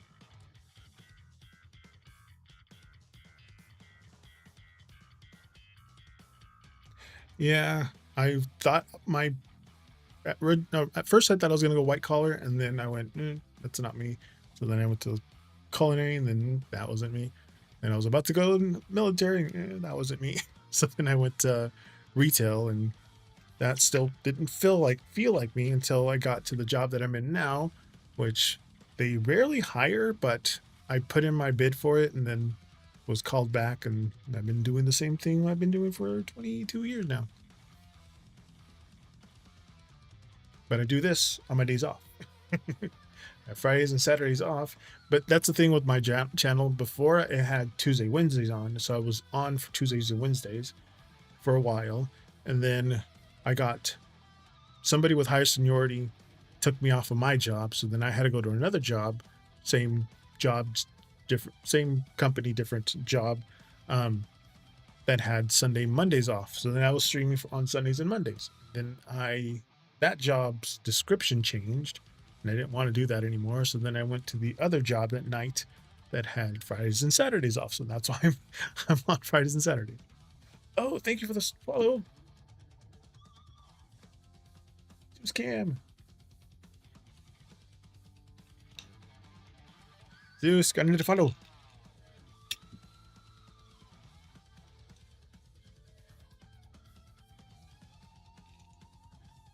Hey, got another follow.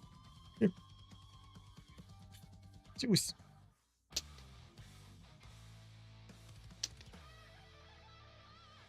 Now you're camera shy.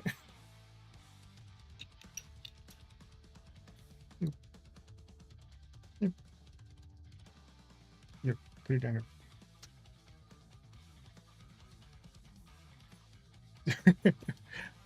He's camera shy.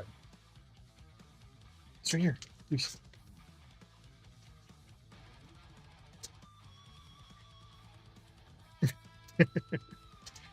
He's a 10-year-old charcoal lab. He'll be 11 next month.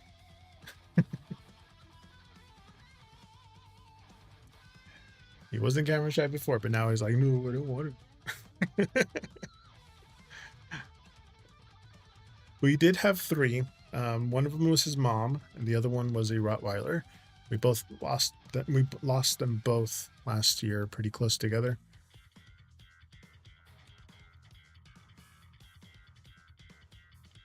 Our Roddy was 9. His mom was 14 and 1 month old, and then he's gonna be 11. So not a lot of time with him. We don't know if his dad. His dad's name was Duke. His dad's name was Duke. We unknowingly went to a puppy mill. We thought they were reputable, I guess. Like they gave us his AKC paperwork, like lineage and all that stuff. Charcoals and silver labs are like diluted colors, but there was like 7 generations back of those types of colors.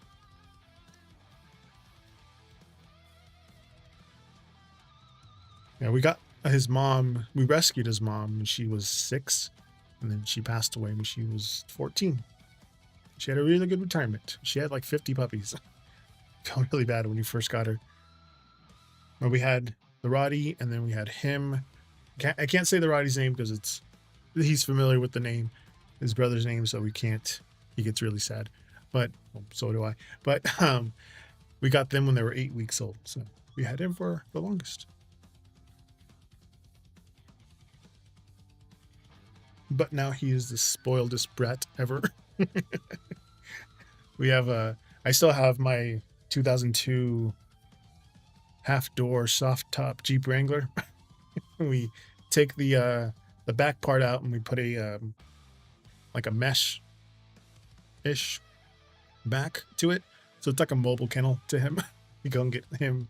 We go get coffees every day. Pets are nice, but they do anchor you in a good and a bad way. Like you really can't go anywhere. Especially when they're sick. The other two were sick a lot. He's been okay, but we have like an upper deck that goes down to the lower deck, and he liked to jump off these decks down to the ground a lot when he was younger. And one of the times he caught his dew claw in one of the planks, I'm assuming, or like somehow got caught and he ripped it off his fucking paw. We had to take him to the vet, the emergency vet, and they patched him up. And they stopped the bleeding. They put everything around him, and then he ended up getting MRSA. Somehow he caught MRSA at the emergency vet, and then he gave that to his mom. Thankfully, he didn't give it to the Roddy, but now he has this like reoccurring MRSA thing that pops up twice a year so far for the last 3 years, I think.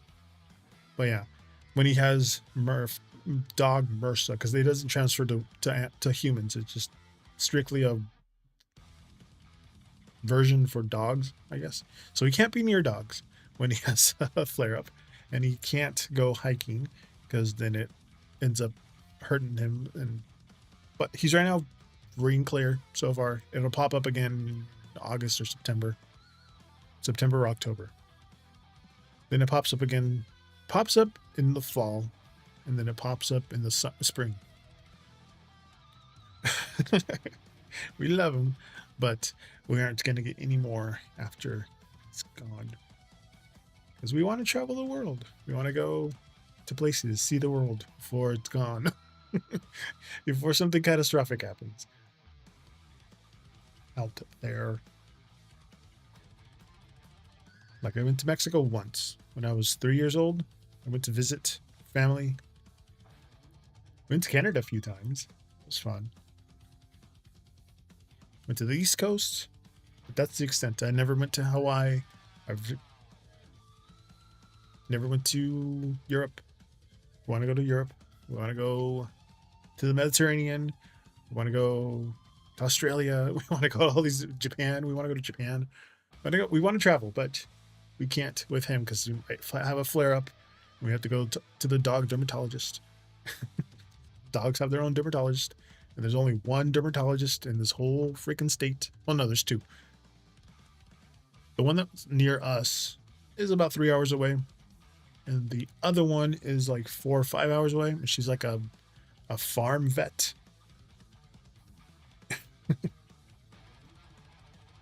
Yeah, absolutely. Oh, there. You got 20 more minutes.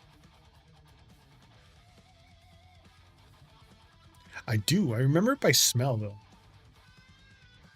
I was 3 years old, so all my memories are from when I was like small.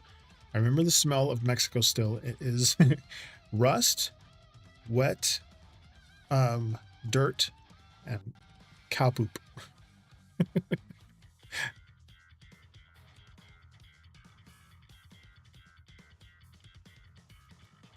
Why did Yiddish mothers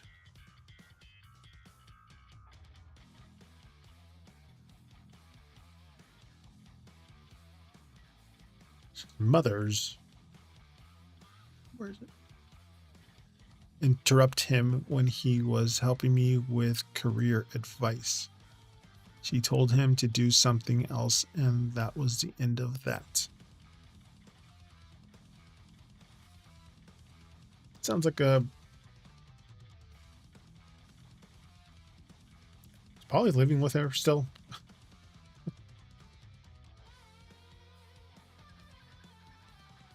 Probably like Nebraska, probably. Yeah, sorry. Sounds like he lives with her, or he's still pretty young.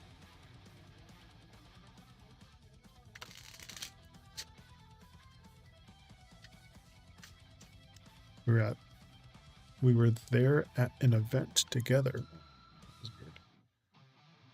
We got to the. I'm gonna do 5 since we're close to the end today.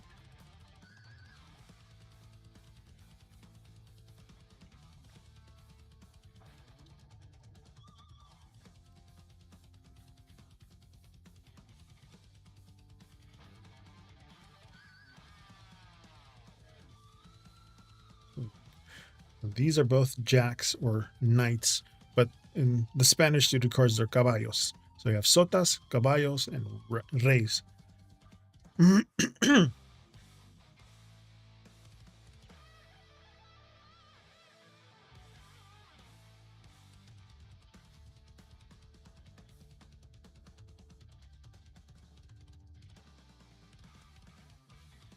Yeah, they're knights. Knights. That's what those knights.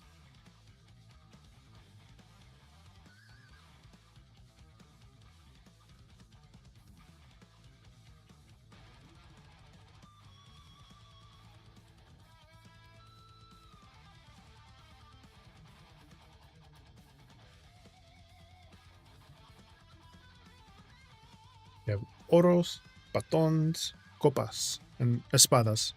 Also, but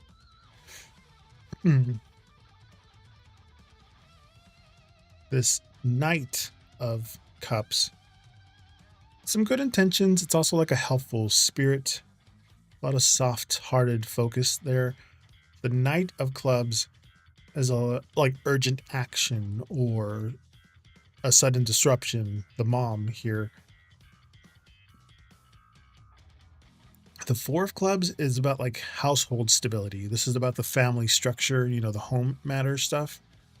The Six of Coins, it's like managing time and resources, the balance of priority, practical duties there. Eight of Clubs, it's a lot of rapid pace, quick communication, this immediate demand for him from his mom. But the Knight of Cups, like he was happy, like generally happy to help you and give you good advice. But this energy shifted really quickly. This Knight of Cups and the Eight of Clubs, like his mom had this like sudden task or this urgent errand that needed his immediate attention. The Six of Coins and the Four of Clubs, like this. So if this is telling the story, this is you and him, him helping you out, and all of a sudden his mom needed him. So we have this one. And then the Six of Coins and the Four of Clubs, like her intention wasn't personal towards you. Like it was just like managing the household priorities, the family that took precedence. That's a word. My mouth couldn't say that. In that moment. But yeah, he absolutely nice and helpful. Yeah, exactly. Yeah. They're saying don't take this interruption to heart. It was just a matter of family duties popping up unexpectedly. Geez, unexpectedly. There it is. um, but you can easily pick up the conversation back up with him whenever he has a quiet moment. You kind of see this here. This is you and him. This is him and his mom. Needed him at home. He had his priorities at home. Yeah. So whenever he has some downtime, just pick up the conversation again. But something definitely with the family was urgently needed. You're welcome, Starry.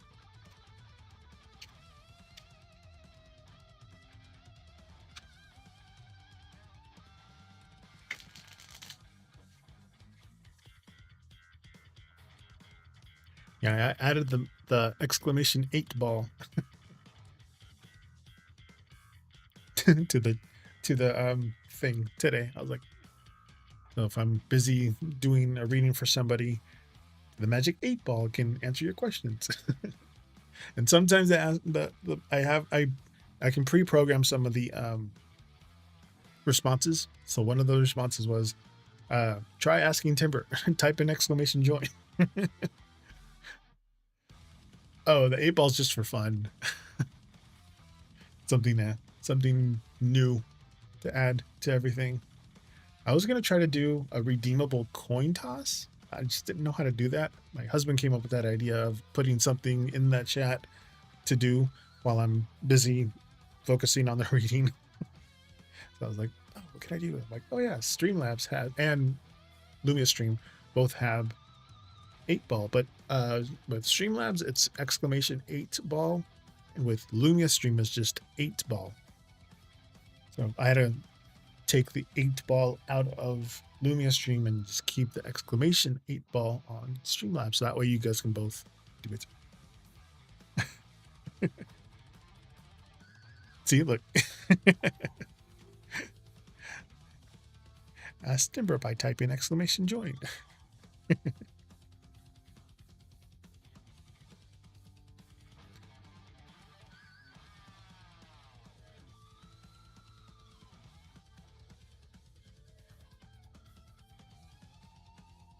guess any questions about the 8-ball will be answered, which is weird.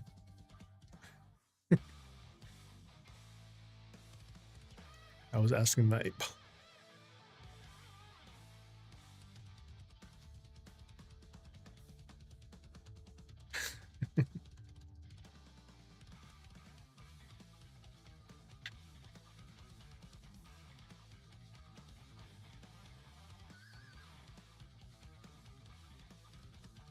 Mark asked, does Holotaco would be the sponsor of his stream on a near future? I would say no. No.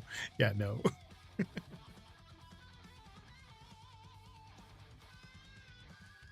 No, it did. Streamlabs answered it. He asked how accurate the 8-ball is, and then it answered by telling you to ask me.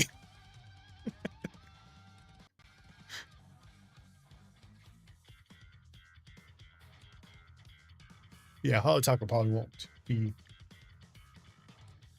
sponsoring me, but I have a big ol' my short. My shorts. Most of that is Holotaco anyway. Holotaco, OPI. Yeah, mostly Holotaco and OPI. Then, ooh, I have this on the side. There's a smaller one. On there. Show ya.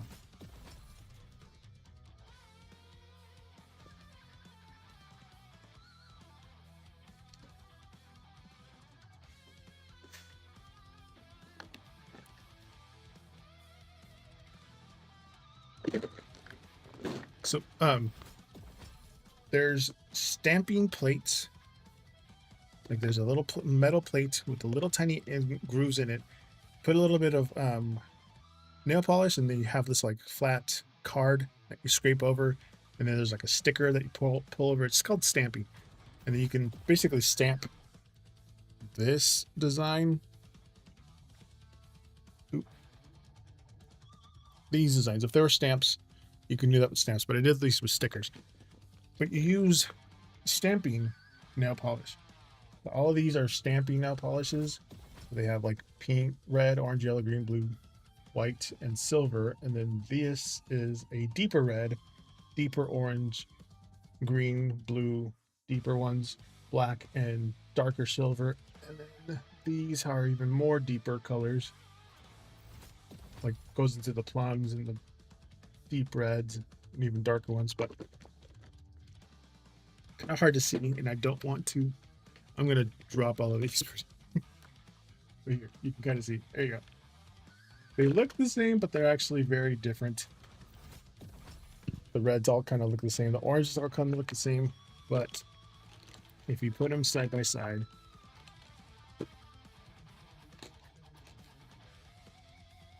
this one is Rose Garden and the other one is Cherry Bomb. Here, I'm going to put in the homophobics lights. They're really hard to tell, but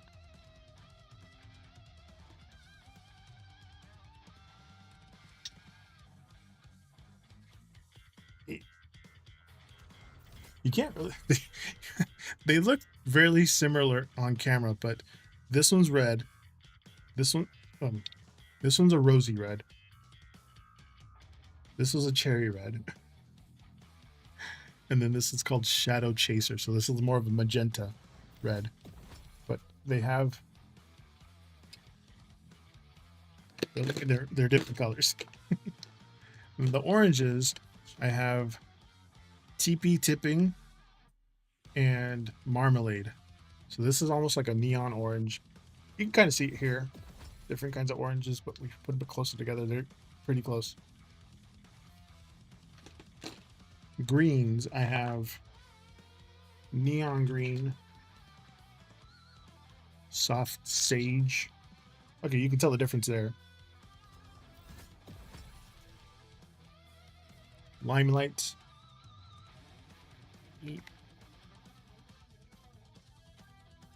And lily pad. There's 3 different kinds of greens there.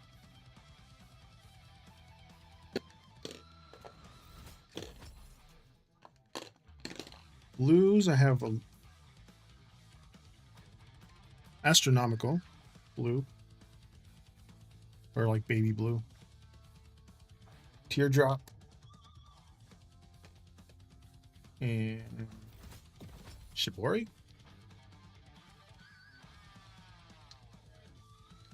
You can layer them and all that kind of stuff. We don't have a hollow taco. They have a, I think they're, I don't know. Oh no, I don't think she mails internationally yet. She should though. For the purples, I have El Dorado. Should be orange. And then Littlefoot.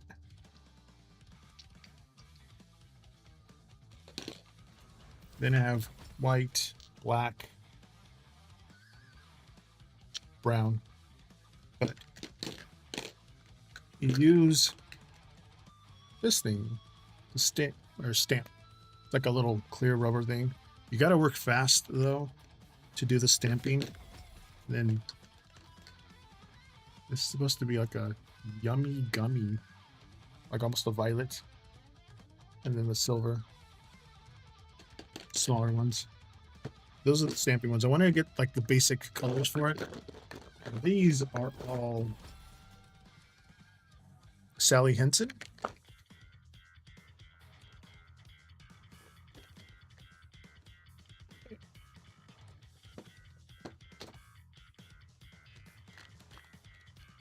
Now they had, the bottom one is a collaboration with Sesame Street.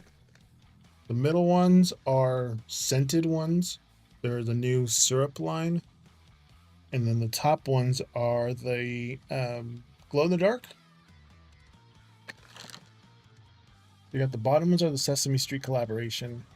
The middle ones are scented one that actually smell. And then the top ones are glow in the dark. Except for the red cap one, that's the Bert and Ernie one.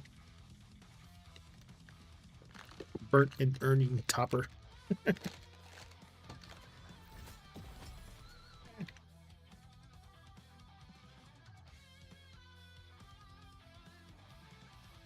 I saw them at Ulta Beauty, but they're, you can't.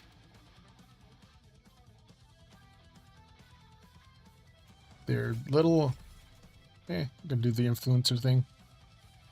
They're like little shards. The Elmo one is a red. It's also a topper, but it's hard to see it because it's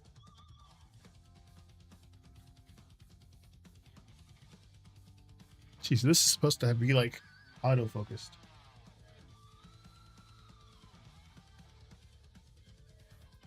Anyway, it's like a red fuzzy topper. The Big Bird is also it's a yellow fuzzy topper.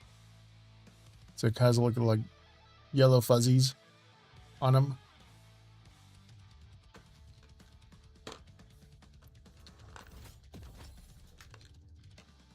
Snuffleupagus is like an orangey brown.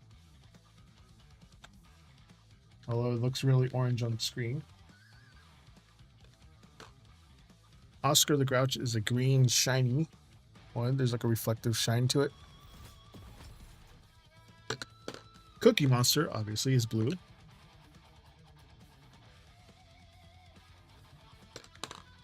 The other blue that they have is Gonzo? Grover, excuse me, Grover. It's a little shiny too. Then we got Count. It's purple one, pinky purple one.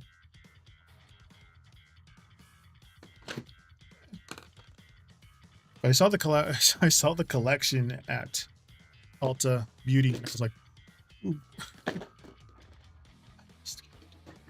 Anyway. So then I have a collection of that. Getting all sweaty. But yeah, I got, like I said, I hyperfixate and I start like getting collections and stuff of things. But yeah, the Hollow Taco ones, the ones that I have on my nails, these three. I don't know when people came in, but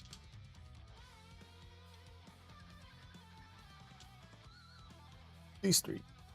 And of course, I'm not going to show how. I said these three. I set your alarm for 3 a.m. No. Phone. Being weird. These three. That's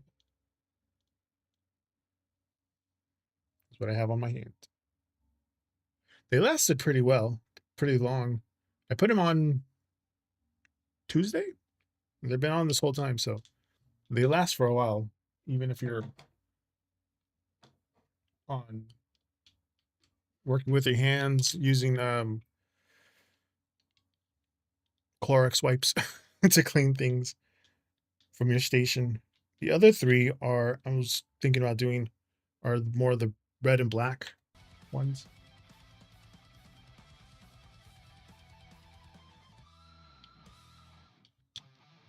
Those are the three plus the cards that I'm going to be using tomorrow that came with the whole pack. Holographic playing cards. I get her. If you want to get all of those plus the playing cards, you have to get this. The Hollow Taco Jackpot Collection comes in.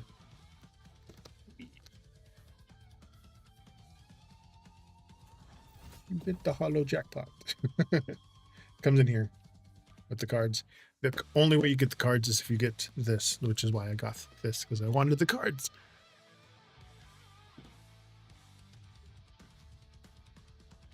Oh, okay.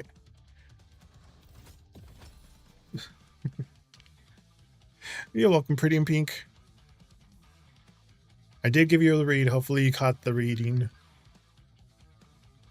If not, once my stream ends, you'll be able to look back. But all the past streams from Twitch, they only last. I have video on demand on Twitch. They only last for about a week. But any of my past readings, all my past streams are like basically permanently on YouTube. Same name, Timber Tarot Gamer. I'm 96. I'm 94. 94 subscribers on YouTube. So I'm really close to the 100 mark over there. I'm not sure what I'm gonna do for the 100 followers on YouTube, but I know I did a deck giveaway. So I might do another deck giveaway for my YouTube followers. So if you want to go into that, hopefully we reach 100 in a few weeks. If not, no big deal. But when we do, I think I'm going to do what I did on my Twitch when I reached 100 followers over there, was to give a free deck. Don't know if it's going to be a tarot deck or a French suited deck. But I have a lot of. Obviously, it's not going to be one of my decks. It's going to be something I order and then ship it off to you guys. But Head David from Sweden won the tarot deck, the Dragon Tarot deck. My first tarot deck that I've ever bought. He won a copy of that. And it was sent to Sweden via Amazon. Because I tried to buy it and I had it with me. And I was going to send it off to Sweden, and it cost $250 to send a pack of cards just from here to there, or free shipping with Amazon. I was like, so I went with Amazon. I found it on Amazon and then I just shipped it over there. So I think when I do hit 100 followers on YouTube, I'm going to do another giveaway. Remember Giveaways are free. There's no purchase necessary, obviously, but there's like rules to it now that you have to tell everybody when you're doing it. So when it happens, I'll let you guys know. But thank you guys, everybody, for the follows, for the subscriptions over on YouTube, because you're subscribing on YouTube, following on Twitch. But thank you, everybody. I'll see you guys tomorrow. And I will be using the Hollow Taco playing cards. I might switch up my nails. I know I have them all done and everything, but I like doing my nails. I might switch them up to the black and red ones. Might. Yeah, I think I'll do it. Black and red with Hollow. All right, guys. See you guys tomorrow. Hasta luego and Sai-Chin.